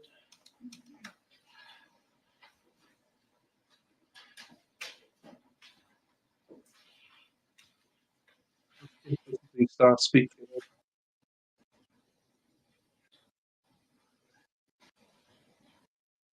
The St. Croix County Jail. Before we take up the initial appearance, I just want to address a few things. First, we have a packed courtroom. All of you are welcome today. I do have a few requests. First, make sure your cell phones are turned off or are on silent. Please remain silent and seated if you are in a chair during these proceedings. Once this case is concluded, we will recess to allow those of you to exit who do not wish to participate in the other hearings. Earlier today, I signed a media order. Credentialed media may photograph and record today's hearing. The general public, however, may not photograph or video. That means no cell phone photography, no photography of any kind. At the victims' requests, no photography of the victims who are seated in the gallery. That means no shots, video, or still of the gallery area. I have permitted a number of people to appear by Zoom, who I understand represent victim interests. You are visible to the entire courtroom. If you do not wish to be seen or photographed, you may cover your camera or disconnect it. You'll still be able to see and hear us in the courtroom. But please know that you are visible to everybody who is seated in the courtroom. Let's take up the initial appearance. Mr. Miu, can you hear me? Yes, sir. Do you have a copy of the criminal complaint? Yes, sir. Is your address correct? Yes, sir. Is your date of birth listed correctly on the complaint? Yes, sir. You have the right to an attorney. If you cannot afford an attorney, one may be appointed for you at public expense. Did you meet with the public defender today? Yes. Does he qualify? Yes. He does not. Does not qualify? The public defender tells me, Mr. Miu, that you do not qualify for public defender representation. If you think you still may want a lawyer at public expense, you may qualify for a court-appointed attorney. It's a lot like a public defender, but you repay the county at a prescribed rate. You are certainly free to hire an attorney on your own. You may represent yourself if I am comfortable and believe that you are capable of doing so. Is it okay if the public defender helps you at least for today's hearing? Yes. All right.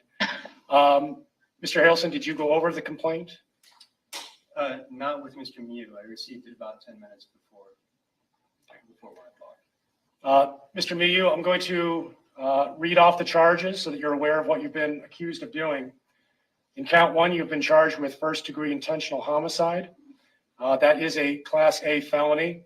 Upon conviction, you face a sentence of life imprisonment. In counts 2, 3, 4, and 5, you are charged with attempted first-degree intentional homicide.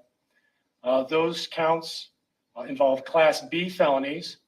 Upon conviction, you would serve a maximum term of imprisonment not to exceed 60 years. Do you understand the charges and the maximum possible penalties? Yes, sir. Further reading is waived. Let's take up bond. What is the state's recommendation? Thank you, Your Honor. The state is requesting a $500,000 cash bond. No contact with the victims listed in counts 2, 3, 4, and 5. Absolute sobriety and no use or possession of a dangerous weapon. We are asking that the court would also order a no contact with victim 1 as named in the complaint family. As the court is aware, victim 1 is now deceased. The state did file an identification key with the criminal complaint that we would ask be filed with the bail sheet, but kept under seal. As the court is aware, under 969.01 sub 4, considerations in setting bail, Mr. Miu apparently has no criminal record. He does not reside here in St. Croix County. It appears from my research that he has lived in Minnesota for quite some time, has no contacts or relations here in St. Croix County. It appears that he has a job that would consider him to be. In the last hearing, just so you know, the judge has granted this, but he will only allow one camera. And he said there's 3 places to put the camera. Obviously, the place he's got now, in the back, and there's another place as well. So I'm the same as you. I mean, Jesus. I mean, I'm hoping for better than what we got here. Also, interesting note, right? The states had to put a motion in to allow, or I'm not saying motion, but had to put a request in, formal request in about whether witnesses were allowed to take a drink with them on the stand. So the judge is allowed one glass of water or 1 bottle of water only, nothing else. Which is a little bit like, Jesus, that's quite, I didn't know that was a thing.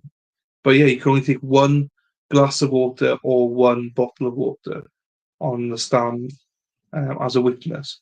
No squash, no Pepsi or Coke, water only. Amazing. Known to have assets. And given the seriousness of these offenses, Judge, obviously count 1 facing a lifetime in imprisonment, and counts 2 through 5 also carrying significant prison time as well as high fines. We are asking that the court would set that high cash bond to ensure Mr. Miu's return to court. The other considerations are based on the allegations in the complaint. As it alleges, there is video, partial video, I will say, of this attack on these victims. It does appear to be violent in nature. For those reasons, we are asking for those conditions. Thank you. Mr. Harrelson. So, Your Honor, Mr. Miu does own his residence. So he has some permanent ties to the Prior Lake area where he lives with his wife. He is the sole provider for their household. He's lived 11 years at this last address, but in the Twin Cities since 1993. He does have bachelor's of science degrees, both in mechanical engineering and in mathematics. He's an engineer working for Ritchie Engineering as a mechanical engineer and a tech reporter.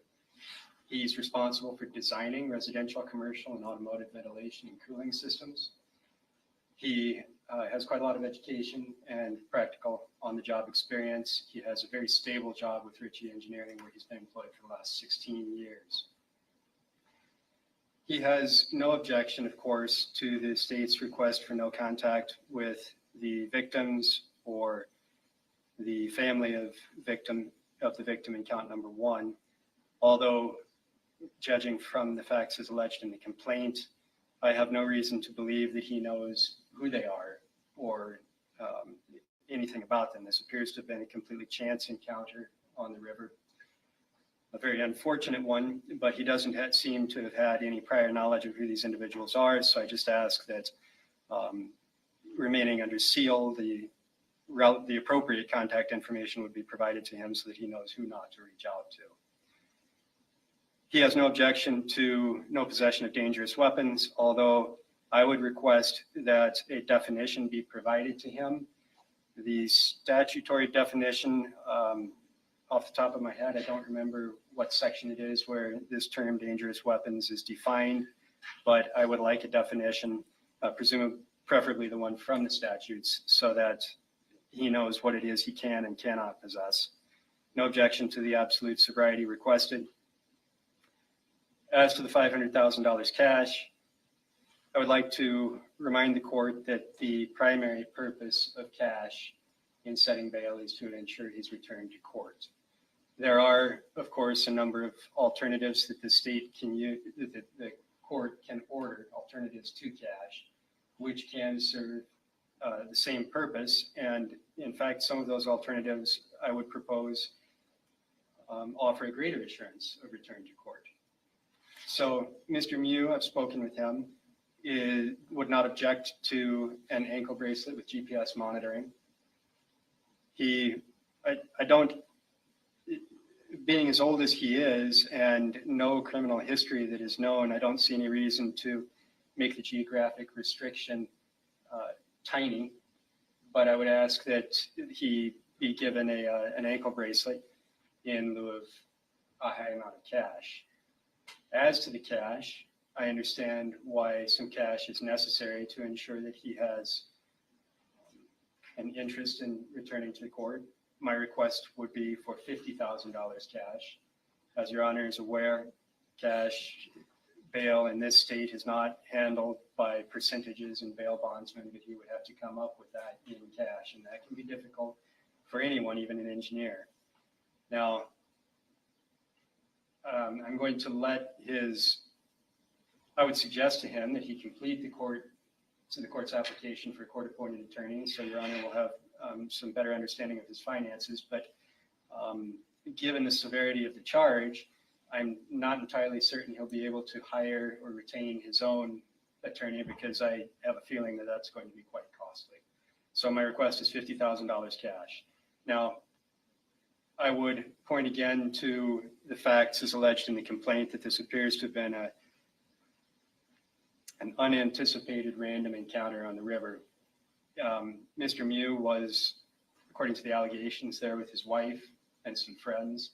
They were floating down the river, and he was momentarily separated from them for the purpose of looking for a lost cell phone when he and the victims in this case encountered one another. The court, I'm sure, has read the facts of the complaint. This is not a situation where there's been premeditation for months or weeks, or former contact with the victims, or some prior grudge that led Mr. Miu to devise a plan for killing or injuring any of them.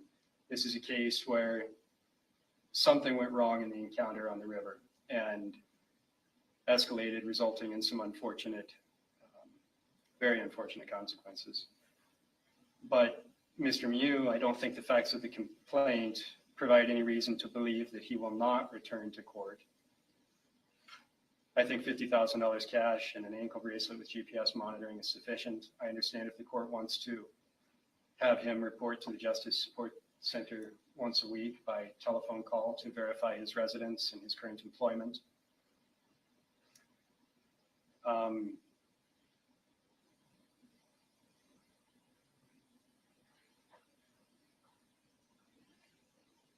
I understand the severity of the charges, but I think that the allegations, the way that they are in the complaint, law enforcement will have to do a lot of investigation and sorting out in this matter, but there are apparently two sides to the story, which are both presented in the complaint. In light of those and Mr. Miu's stability of employment and residence, family, I'm asking for $50,000 cash with the ankle bracelet. You mentioned GPS bracelet. What geographic restriction do you propose? I don't have any information from him that he's required to travel for work, but I also don't know the location of Ritchie Engineering.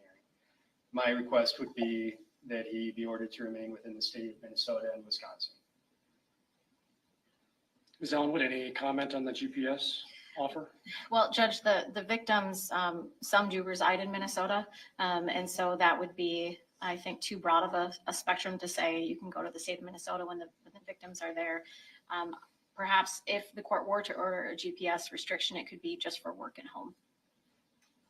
There's no objection to ordering that he remain outside of some identified perimeter from whatever address it is, but he'll need to know where to stay away from.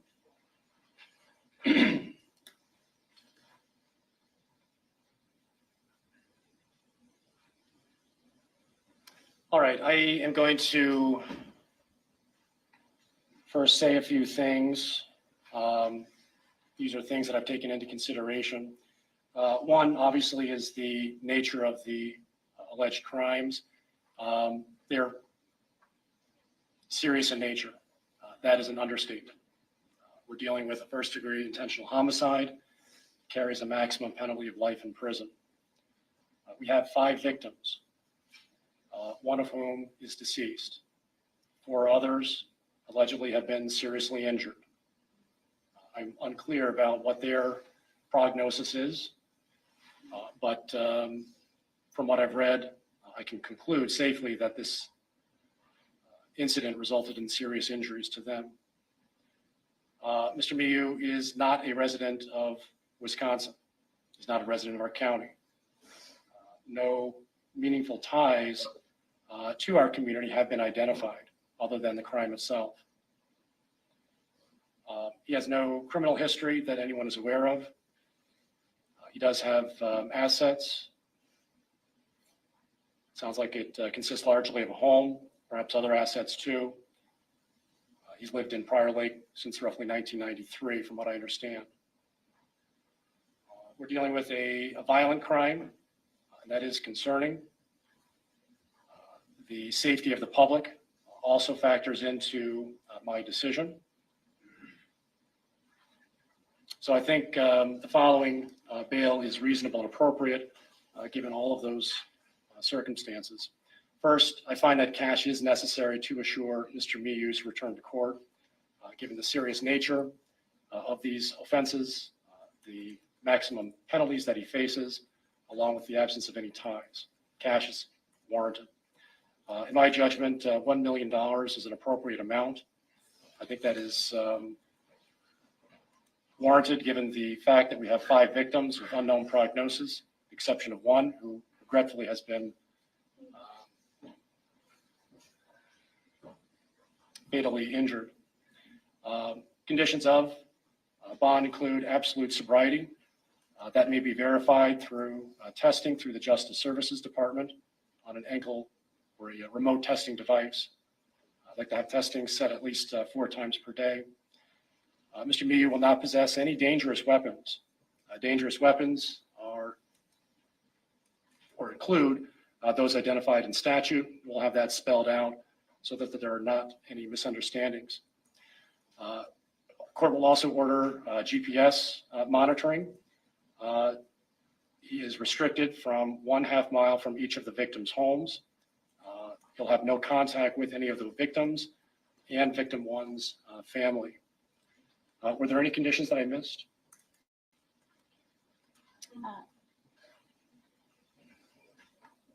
No, Your Honor. All right. We'll go off the record. We'll have the matter scheduled for a preliminary hearing.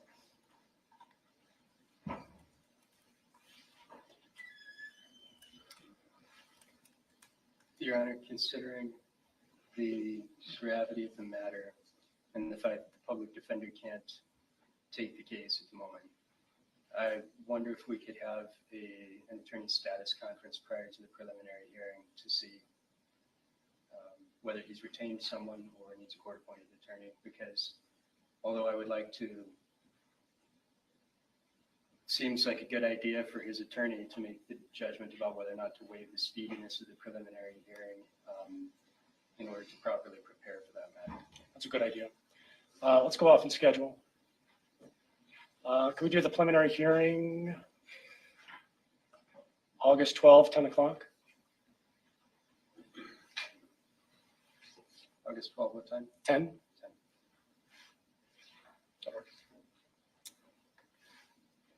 Let me just look at the law enforcement calendar, Judge.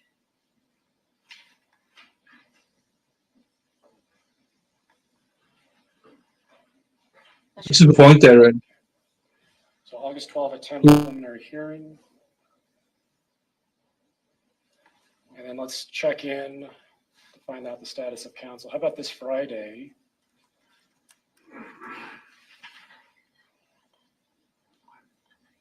Uh, 1:45 right after intake.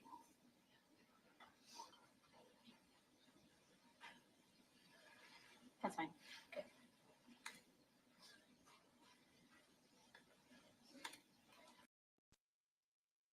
Make sure they just go through dates, which we know now. That's a good point, though, Eric. I'm surprised that you came up with this point. He did. The wife got most of it in the divorce. Sometimes I wonder if couples divorce just so they don't both lose everything to lawyers in the state. That's a good point. Some might do, yeah. We saw what happened to Matt. Lost everything. Unbelievable, isn't it? Unbelievable. Right. Never thought Erin had to be spitting facts here. Right. She hates that. Right.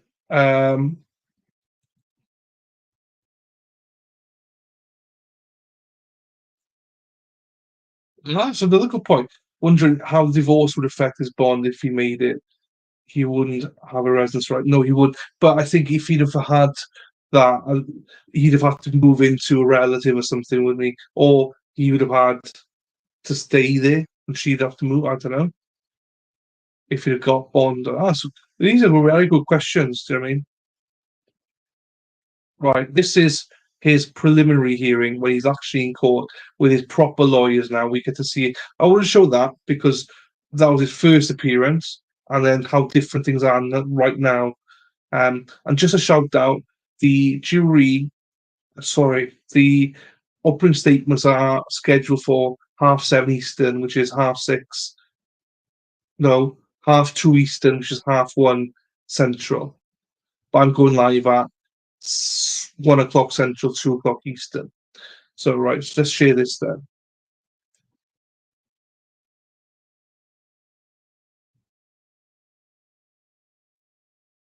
This is about 40 minutes long, so. Connect my computer, so just give me a moment.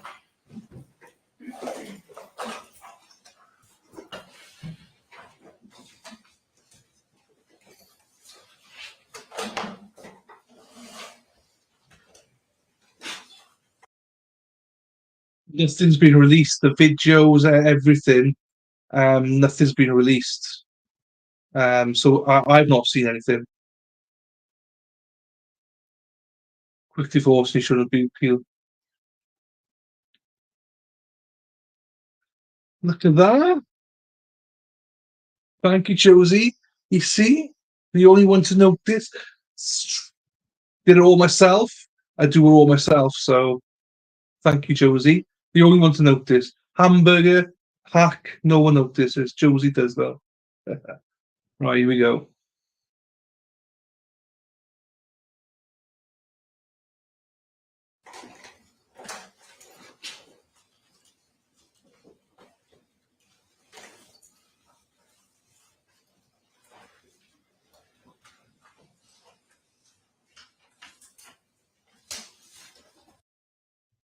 I will add as well. So in the last hearing, which I'm not playing because it's pointless, the last hearing, the judge asked both sides if they wanted media there or not. And both sides said no. essentially. So they didn't say no, was it? Defense were like, well, if you want to show it, that's fine, but our preference is to not have it live streamed. And the prosecution were like, we don't want it live streamed because of the victims and stuff like that. So there is going to be a lot of stuff restricted. They said that we won't be able to see a lot of the evidence. They said they're not going to allow to show it, apparently. But the judge did allow it in the end, with the caveat that only one camera and they won't be showing everything. Now, what that means, I don't know, but I'm hoping that we get to see everything except for the gory stuff, And let's go through this then. And forward a little bit. Remains in custody. This is the St. Croix County Circuit Court, Branch 4. This is the date and time scheduled for a preliminary hearing. Mr. Anderson, who will be the first witness for the state? State calls Lieutenant Brandy Hart. Lieutenant Hart, please stand, raise your right hand, and be sworn. Do you swear that the testimony you're about to give in this matter shall be the truth, the whole truth, and nothing but the truth, so help you God? I do. Please have a seat in the witness chair.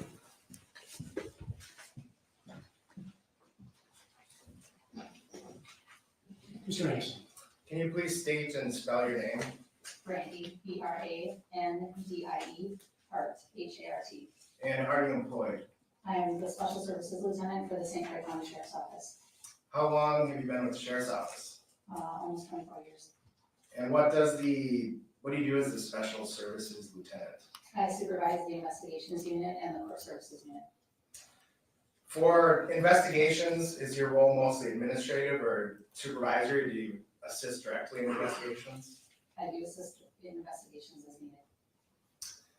Were St. Croix County Sheriff's Office investigators involved in a homicide investigation first reported on July 30th of this year at approximately 3:47 p.m.? Yes.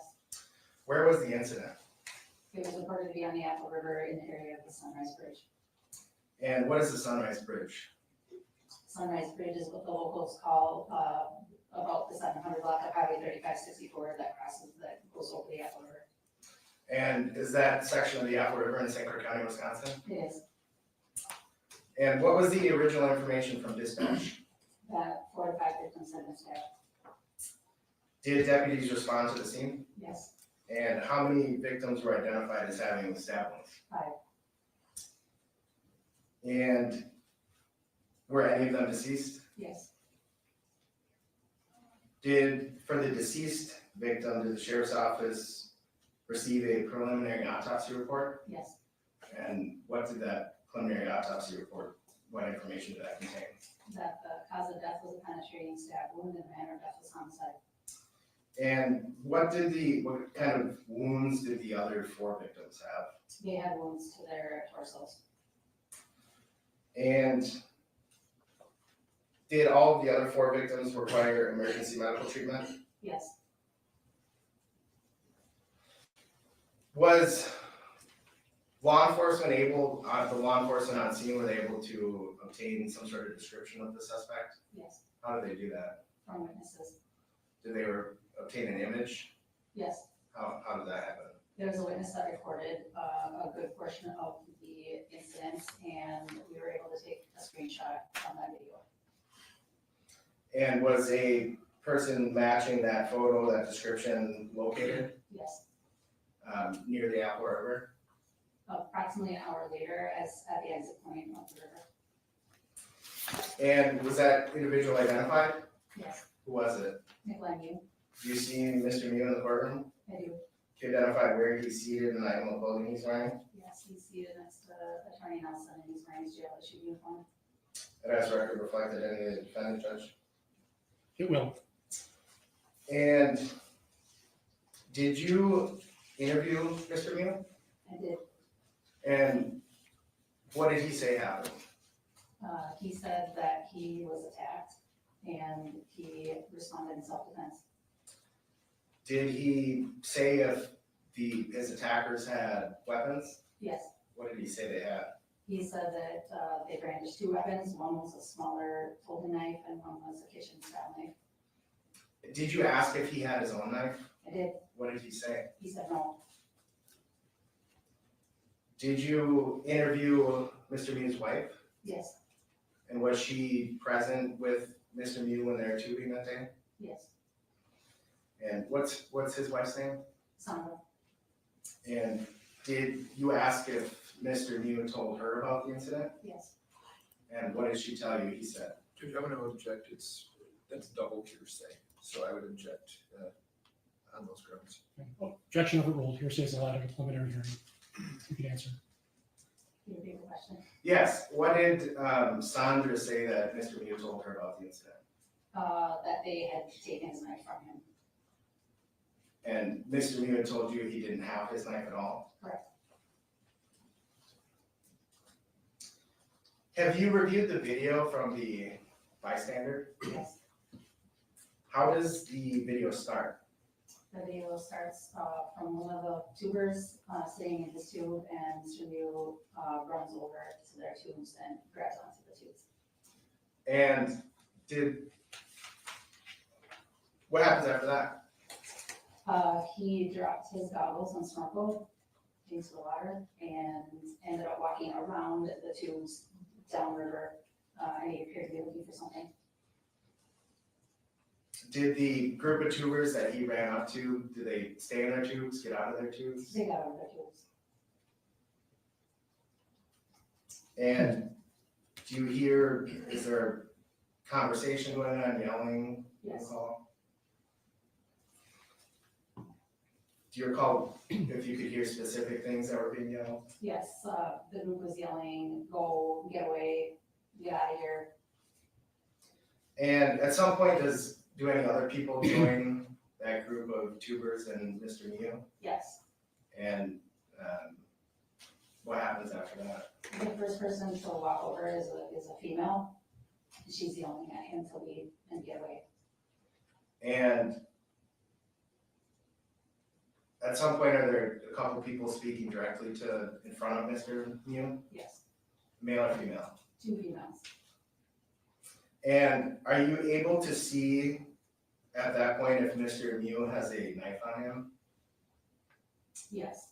When do you first see the knife? Where do you first see the knife in the video? While they're having a conversation, while he's conversing with the 2 females, you can see it clipped into his right pocket of his swim trunks. And does he take the knife out of his pocket at some point? Yes. And was that still while he was conversing with the females? Yes.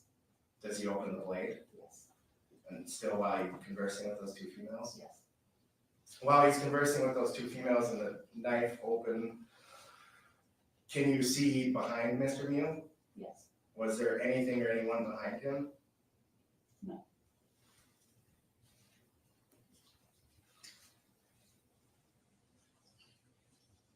Did witnesses say when the incident first turned violent? Yes. What did they say happened? That Mr. Miu struck a female. Can you see Mr. Miu strike a female in the video? No. What happens at that part of the video? The camera pans away from the 3 of them. And does it pan back? Yes. What do you see when the camera pans back? One of the females that he was talking to appeared to have been struck in the left side of her face because her head is turned back toward the camera and she's no longer wearing sunglasses. I don't object to speculation. Sustained. So the female who you said her head was turning back towards the camera after the camera pans back, Yes. and that female just prior to the camera panning away, was she wearing sunglasses? Yes. And And then after it pans back, she's not? yes. Did that female say what happened? Not to me. Did she say to other investigators? Yes. And what did she say? She shot at Mr. Miu. Turning towards the camera, what happened, or what do you see in the video?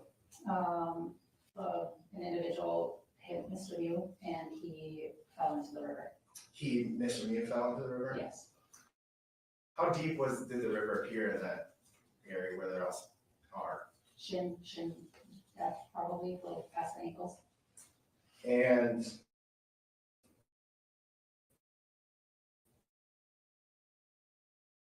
Does Mr. Miu fall into the river? Yes. What happens after that? And He stabs victim number 2. And victim number 2 was able to push him to move back into the river. And was to the abdomen with a jab, and then the neck appeared to move up his torso. Number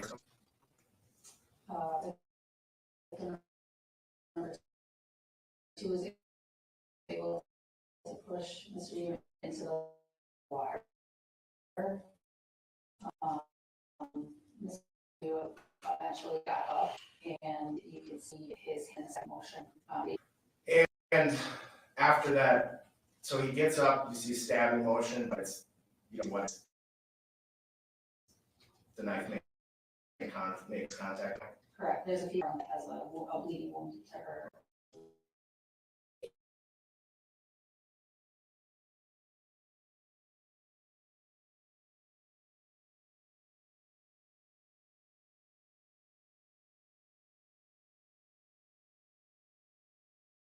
On top of the knife.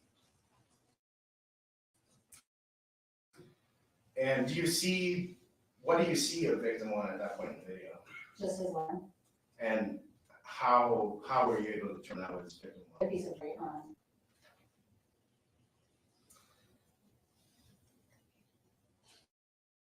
And was that duly recovered and identified as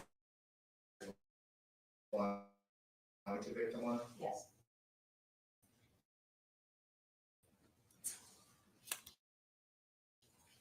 What happened? Camera pans around the river, the scene becomes pretty chaotic. There's who is clutching his red.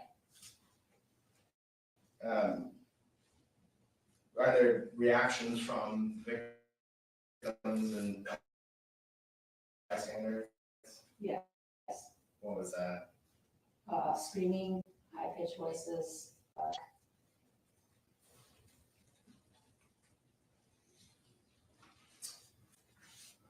And you see Nicolae again towards the end of the video?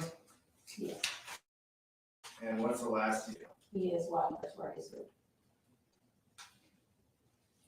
And in the beginning, you said he ran up to the group of tubers. Yes. And when you see him at the end of the video, is he running or walking? Walking. Is there any record of Nicolae ever calling 911? No. Besides the knife you see Nicolae having in the video, do you see any other knives or weapons in the video? No. Was Nicolae's knife recovered on his person? No. Was there a knife believed to be his knife recovered? Yes. And where was that recovered? On the river bank.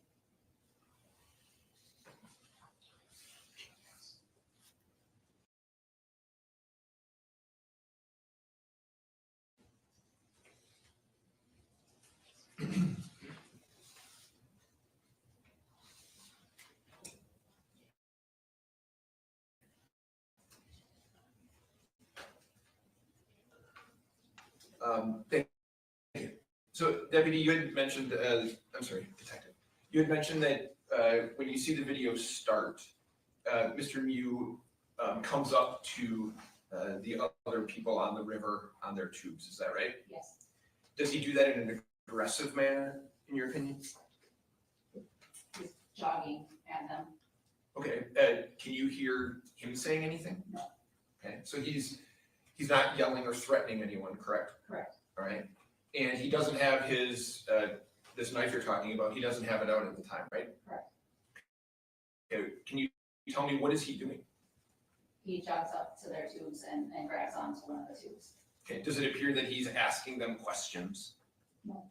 Okay. And when he comes up to their tubes, how many people are we talking about does he approach? The camera doesn't really show other people, but the tubes were tied together, which is pretty common for people tubing down the Apple River. How many tubes were tied together? I don't recall. More than two, more than Yes. four? More than 4. Okay. And people, however many there are, they're yelling for him to get away from them, is that right? Eventually, yes. Okay, when you say eventually, how much time passes from the time he walks up to them till the time they tell him to get away? A few seconds. Okay, so it's pretty quick, Yes. all right? And you don't hear him say anything to them, do you? No. Okay, but you do hear them yelling at him to get away from them. Yes. Now you come to learn that he's looking for something, is that right? Yes. And that's a phone, true? Correct. Okay. And I think the kind of the synopsis of the video says that he appears to be looking for something and in fact turns around and turns away from them to start looking for it. Is that true? Yes. Okay. Is he verbally aggressive with anybody at that, be aggressive in any manner to anyone at that point? No. Okay. And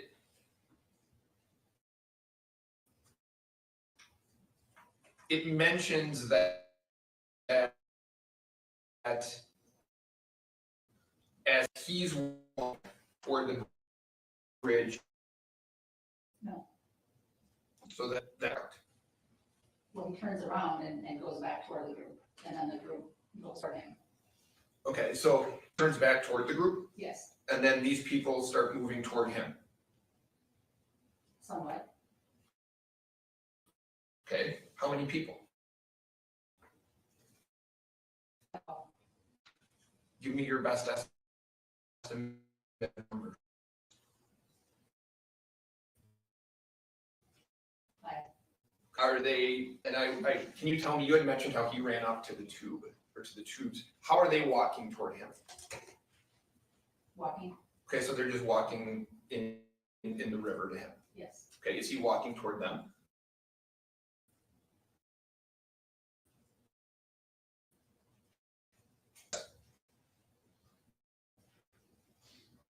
I don't know. Do you know what they're saying to him? Can you hear what they're saying to him? Yes. What are they saying to him? To get away. They're telling him to get away and they're moving toward him. That's what you're saying? Yes. Okay. So at this point, has he, from what you've seen, has he done anything in an aggressive manner, Mr. Miu, to any of these people? Other than running up to the tubes, no. Okay. And so the only people that have been verbalizing anything have been this group of people, right? Yes. Okay, and they're making it clear they want him to get away from them. Yes? Okay. And at this point, is it still just 5 people? Or does another group come over and start to join into this? There's a female that comes over from the other side of the river. Okay, so then she might make 6. 5 plus her is 6. Sure. Okay. And at that point, he doesn't have, Mr. Miu doesn't have his knife out, does he? No. Okay. And so this mentions that a female, the complaint mentions that a female is moving toward him, and it says toward the confrontation, and is telling him to go away. Is that right? Yes. Does he respond in any way to that? Not that I remember hearing. Okay. He doesn't be aggressive with her at that point. Okay. And the video on him a pedophile. Is that right? You don't hear the word pedophile in the video, Mr. Miu did.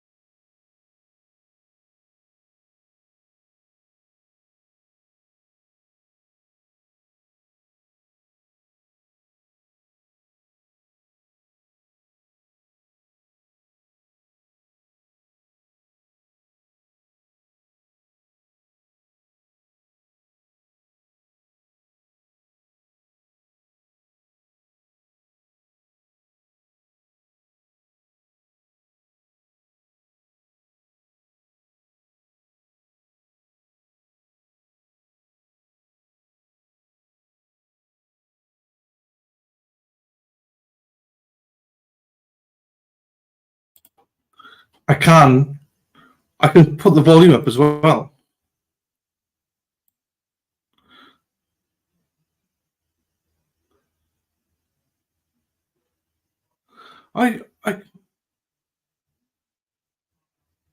So,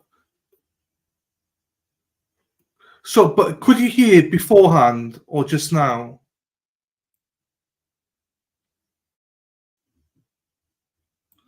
But could you hear? The reason I ask is because I just smashed my whole setup. That's the reason I ask, and it means the settings are wrong. So it's me. Fine, hang on. I'll put the subtitles on. It's just me. It is. I smashed some stuff. Hang on.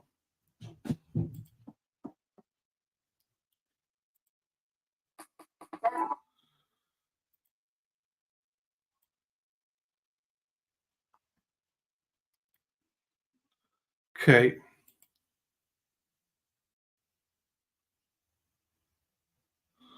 Okay. Let's try this. Does this work?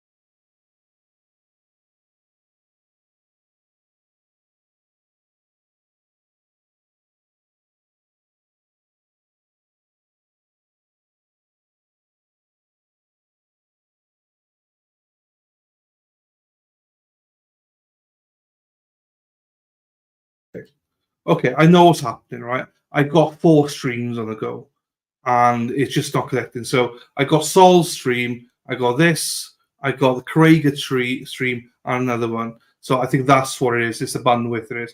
Let me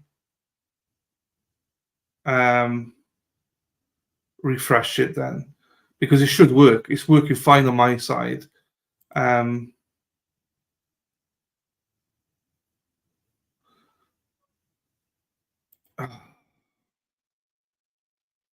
I'll refresh it from 20 minutes then and see.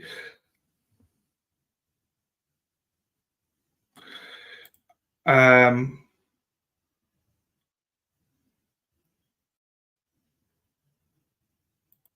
take it back a little bit.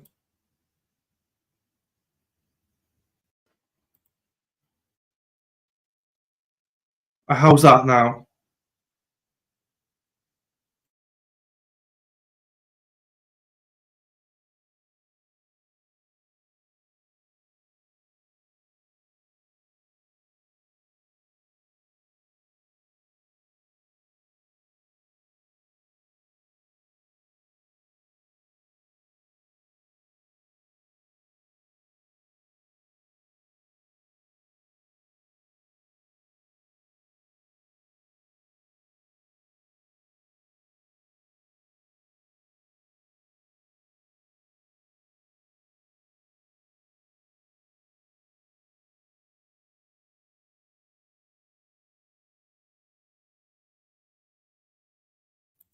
I don't get it because it's working perfectly on my side.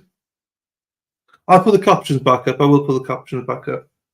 It's because of these 4. I've not changed any settings. I'm from a tab. It was working perfectly. I just smashed the whole setup. Like obviously my mic and everything was smashed, as in it all fell. Hang on, let me just play about my sound settings then.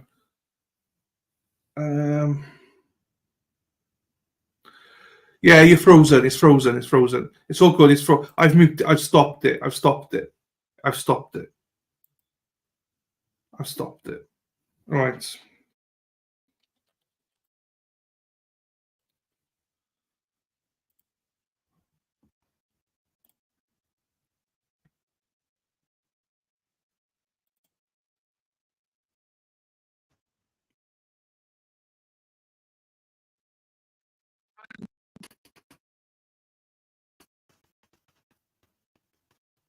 I'm recording. I'm recording.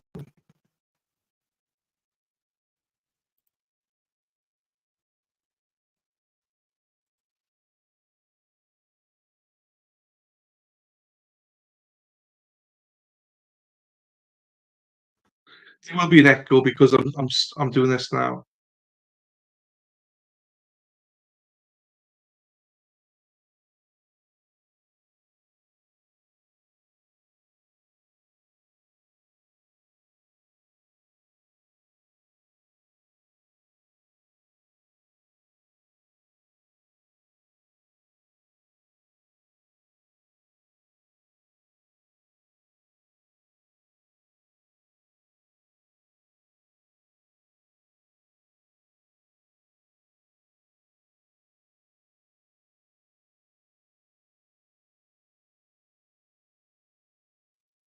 Thank you so much for that.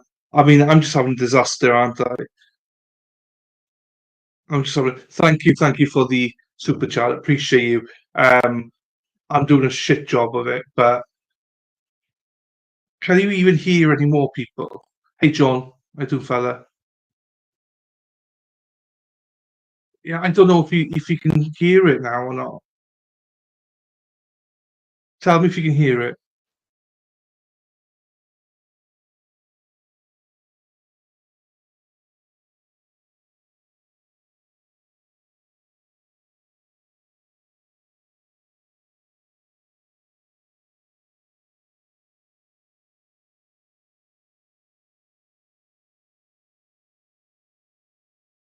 I don't know what I've done. My mic fell, and it's. Hang on, let me just take it off. I'll try this because I can hear it. It's all when it fell. Hang on now. Do I try again? Yelling at him, is that right? Yes. Okay. And I think the question was asked, his only area where he doesn't have these people is behind him. Is that true? Yes. Okay. And at this point, when he's surrounded on three sides, basically, front and both sides by these people, is he yelling at them? I don't believe so. Is he making any physical threatening motions toward them? No. Okay. Now, you have mentioned that somebody told somebody that he punched a female and punched her. Is that right? Yes. Okay. Now, at the point the females come upon him or confront him, you see in the video that he opens his knife. Is that right? Yes. Okay, and it's in his right hand? Yes. Okay. Did they say that, so he punched this female with a knife in his hand? Is that what they're saying? I don't know. I didn't interview her. Okay. Did she have any marks on her face where she might have been, if he would have hit her with an open knife, she would have gotten a cut potentially? Did you see anything like that? I didn't. Okay. And you don't see this punch that you're talking about. You don't see this on the video, do you? No. Okay. What you see, and you tell me if I have it right, is the complaint describes it as multiple people converging toward Mr. Miu. Is that right? Yes. Okay. How many is multiple? Objection asked to answer. Overall. How many is multiple, man? More than two. Okay. And they're yelling at him? Yes. Okay. And he falls backwards into the water. Is that right? After he's struck. Okay. So somebody hits him in the face, right? Yes.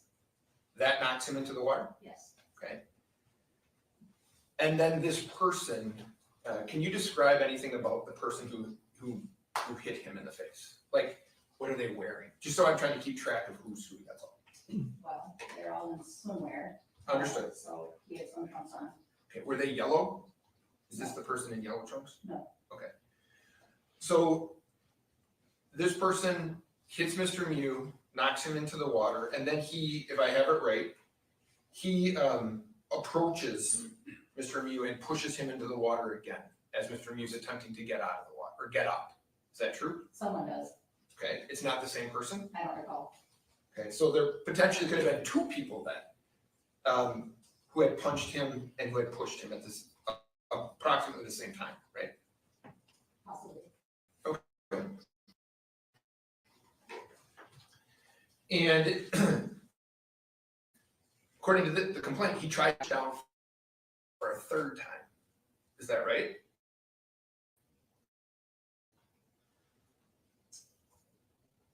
A second, if he's already in the water, he got pushed, he was punched into the water, and then he was pushed and slapped and pushed again. Okay, and so, and then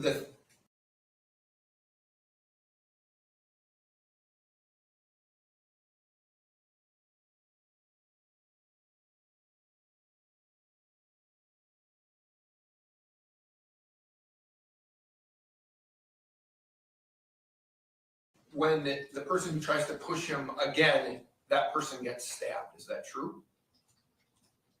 No. Okay, so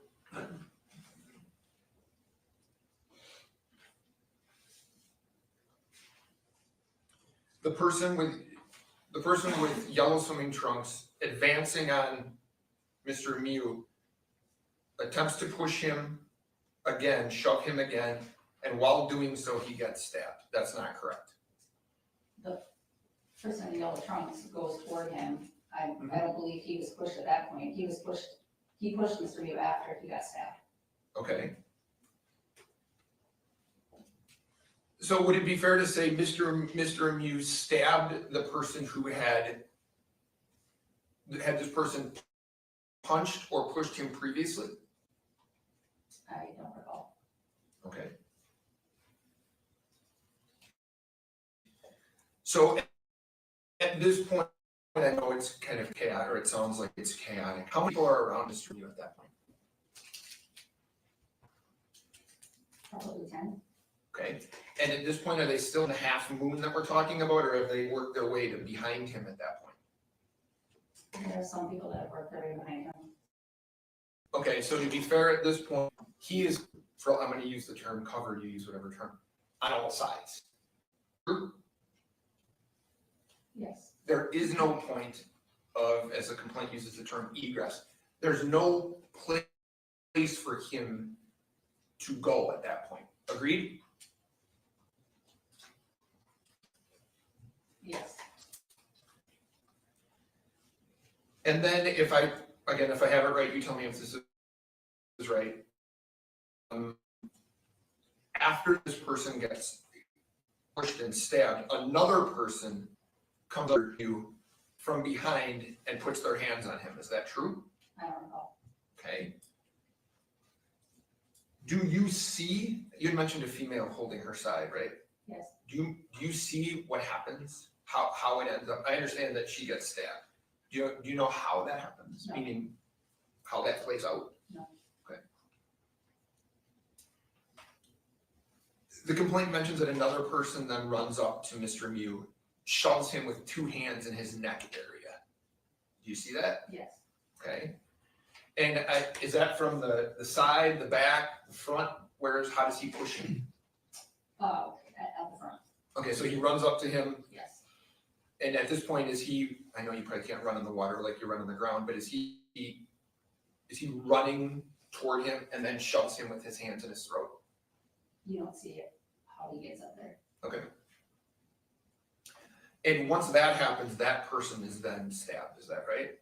It appears as though that's correct. Okay. Now, the complaint mentions there's a person in the water that Mr. Miu, I believe it's Mr. Miu, comes up to when this is kind of being dispersed. Is that true? We had viewed another video that it looked like that was possible, but after witness interviews and our investigation, that's no longer our belief. Okay. And can you give me an idea from the time that you say the video starts, where it becomes kind of chaotic, till the time that Mr. Miu is able to leave the area? How much time passed? As he's walking away, less than 3 minutes Okay, so the incident takes about 3 minutes. from the start of the video until the video ends. It's 3 minutes and 20 seconds. Okay, but part of the video just has him being yelled at. I'm talking about the actual commotion part where there's criminal behavior, where there's the allegations of this criminal behavior. Do you know how long that is? Yeah, it's about 12 seconds, Okay, so the entire incident's about 12 seconds. 12 to 15. Okay. And based on the video, can you tell me if this is right? Mr. Miu never harms anybody who doesn't approach him first, correct? I don't know. Well, you saw the video. Can you tell me whether or not you believe that to be true? Object, Judge. I think she testified at least one victim you don't even see get stabbed, so if we can be more specific. Maybe. Well, just on the video. I'm not asking for your opinion. From what you've testified that you saw in the video, do you see Mr. Miu attacking somebody who attacked him first? With that understanding, go ahead and answer. Objection overruled. Ask the question again. From what you can see on the video, would you agree that Mr. Miu doesn't harm anyone or attack anyone who has?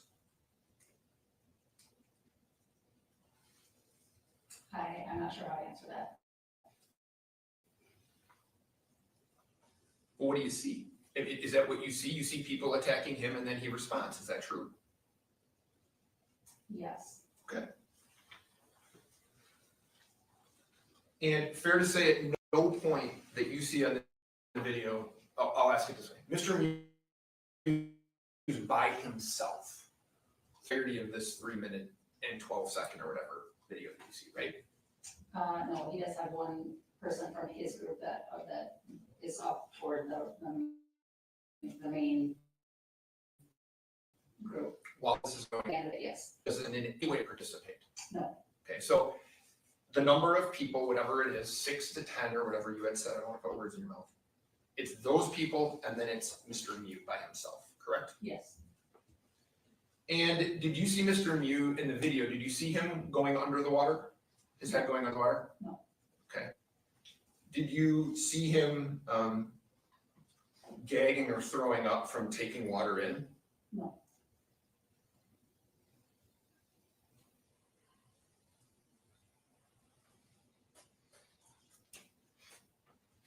And when you interview Mr. Miu, he tells you, I want to make sure I have it right. He tells you that he was acting in self-defense, right? He did. Okay, and that he had been attacked. Is that true? Yes. And his statement in terms of being attacked is borne out on the video, yes?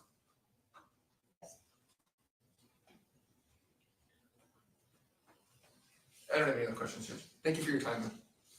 Mr. Anderson, anything else? Yes, you were asked if he stabbed anyone who didn't physically attack him first. The person who he stabbed into and sliced up, I think the testimony was that person had pushed Mr. Miu. Or maybe did right after simultaneously or close to. Yes. And then later on there's a victim who touches Mr. Miu's back, and then Mr. Miu stabs that person. Is that right, Judge? I don't think that was the testimony. Well, she can say whether or not that's what happens. Objection overruled. Okay. I don't remember anyone touching his back. Okay.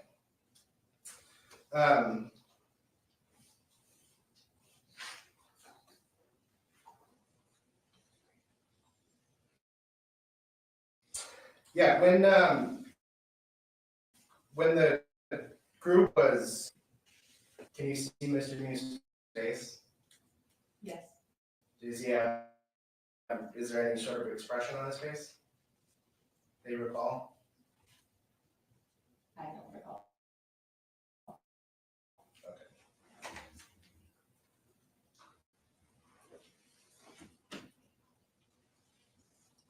Do you recall like he was grinning?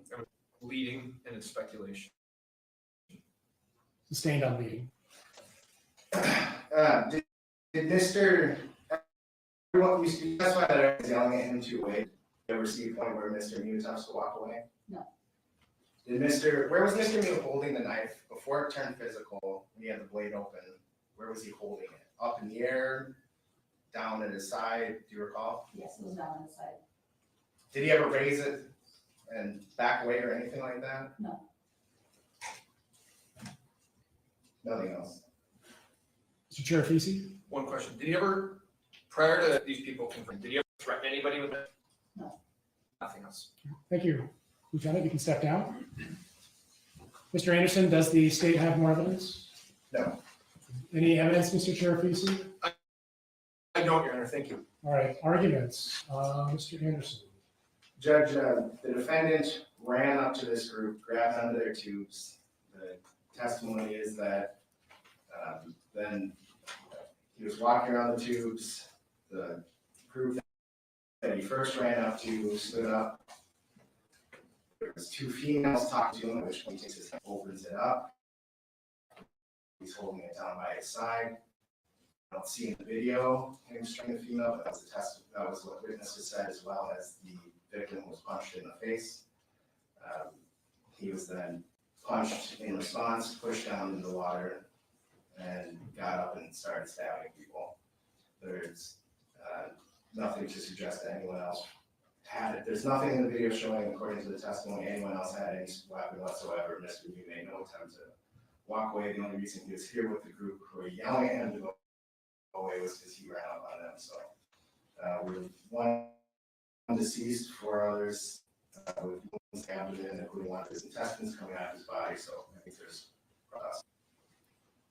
Mr. Chair, Feasy. Judge, I understand the burden of proof, and I understand that self-defense, affirmative defenses are not an issue here. So based on that, I have no other specific argument for the court. Thank you.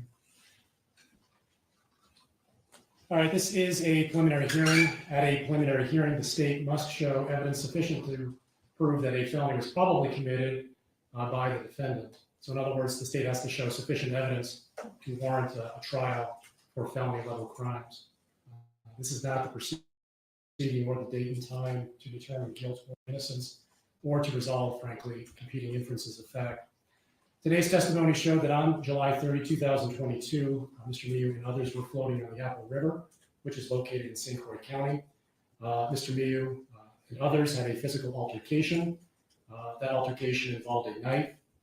Mr. Miu stabbed 5 individuals, all of whom were seriously injured, one of whom sustained fatal injuries. So based on those facts, I conclude that there is sufficient evidence to believe that a felony was probably committed by Mr. Miu, and he should be found over for trial. Let's go off the record. We'll select a date for the arraignments.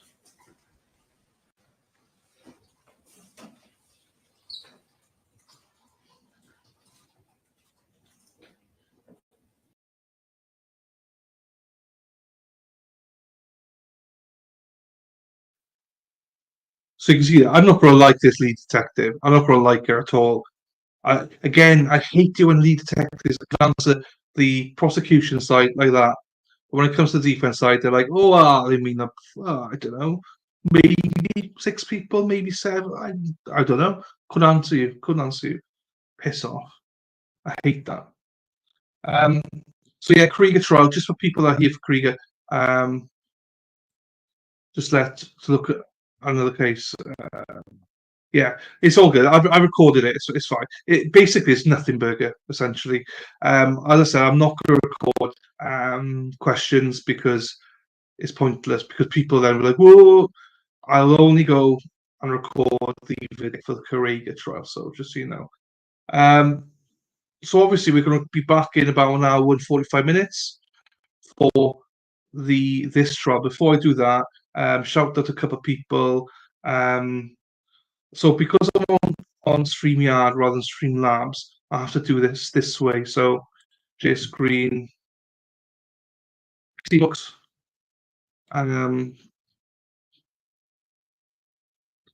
so let's get this. Shout out to these people, obviously. Seabeck, thank you, the coffee, Kelsey, thanks Dylan, thank you for streaming this trial. No worries, Kim, 5 coffees, thank you. This is Weaver's mother. Appreciated watching the Krieger murder trial. My son was the defensive attorney for Danny Kelly, so thank you to Mrs. Weaver for the 3 coffees and Mexi for the coffee testing. Thank you for testing, Mexi. I do appreciate you. If you're new to Bring Coffee, go into it. Membership tab is here, which you can go in and that way, or if you just want to donate, it's here. I will read them out at the end of every stream or the start of every stream. Just people are aware. But yeah, thank you to Mrs. Weaver and to Mexi for today. So I have recorded the question, but as I say, I was contacted by Krieger earlier on to say there was a question, but it wasn't anything massive. So this trial is going to be, I think, bizarre. We're currently watching, and I don't already like the lead detective, which is something we're used to now. So we'll see. So hopefully you got insight into it. I think it comes down to the knife. I think the camera coverage is going to be crucial. I think it's going to be crucial. So with that, we'll see what happens. For the Krieger lot, I've recorded the questions. So if you do desperately want to see the question, I'll be uploading it later on for people that are interested, just for a log more than anything. But as I say, this is interesting. But don't worry, I will be going live when it is a verdict. So yeah, I shall see you all in about an hour and 45 minutes, and we'll have our pro back called Erin Hack. Hopefully, she'll be able to tell us everything that's going on and keep us in line. So with that, thank you, everybody. I have to go because I've got to cook dinner quickly. But I do appreciate everyone for being here. Thank you so much for your support. Thank you again, Ms. Eva, Mexi. Also, thank you to you, FMM 2.0. Thanks for the super chat as well. So, and thank you, Dave, for saying Croy. Remember now, Croy. And so, people, hopefully you come back. The link to the stream in an hour and 45 minutes is attached. We have to come back. You. See Dilly Willy, Hugh Jonathan. Yeah, the link to the fresh one is up top. So please click that, and I'll take you to the stream later on. And with that, peace out. Thank you, everybody. I'll play Mexi's outro now, and then we're good to go. Where's the outro gone? Sorry, I'm rushing to go through now. I just want to catch recording the Kids app as well. I'm sorry about the lagging as well. My bad. And with that, lovely to see some new people and some old faces as well. Thank you. See you all at 2 o'clock Eastern, 1 o'clock Central, 11 o'clock Pacific. Ta.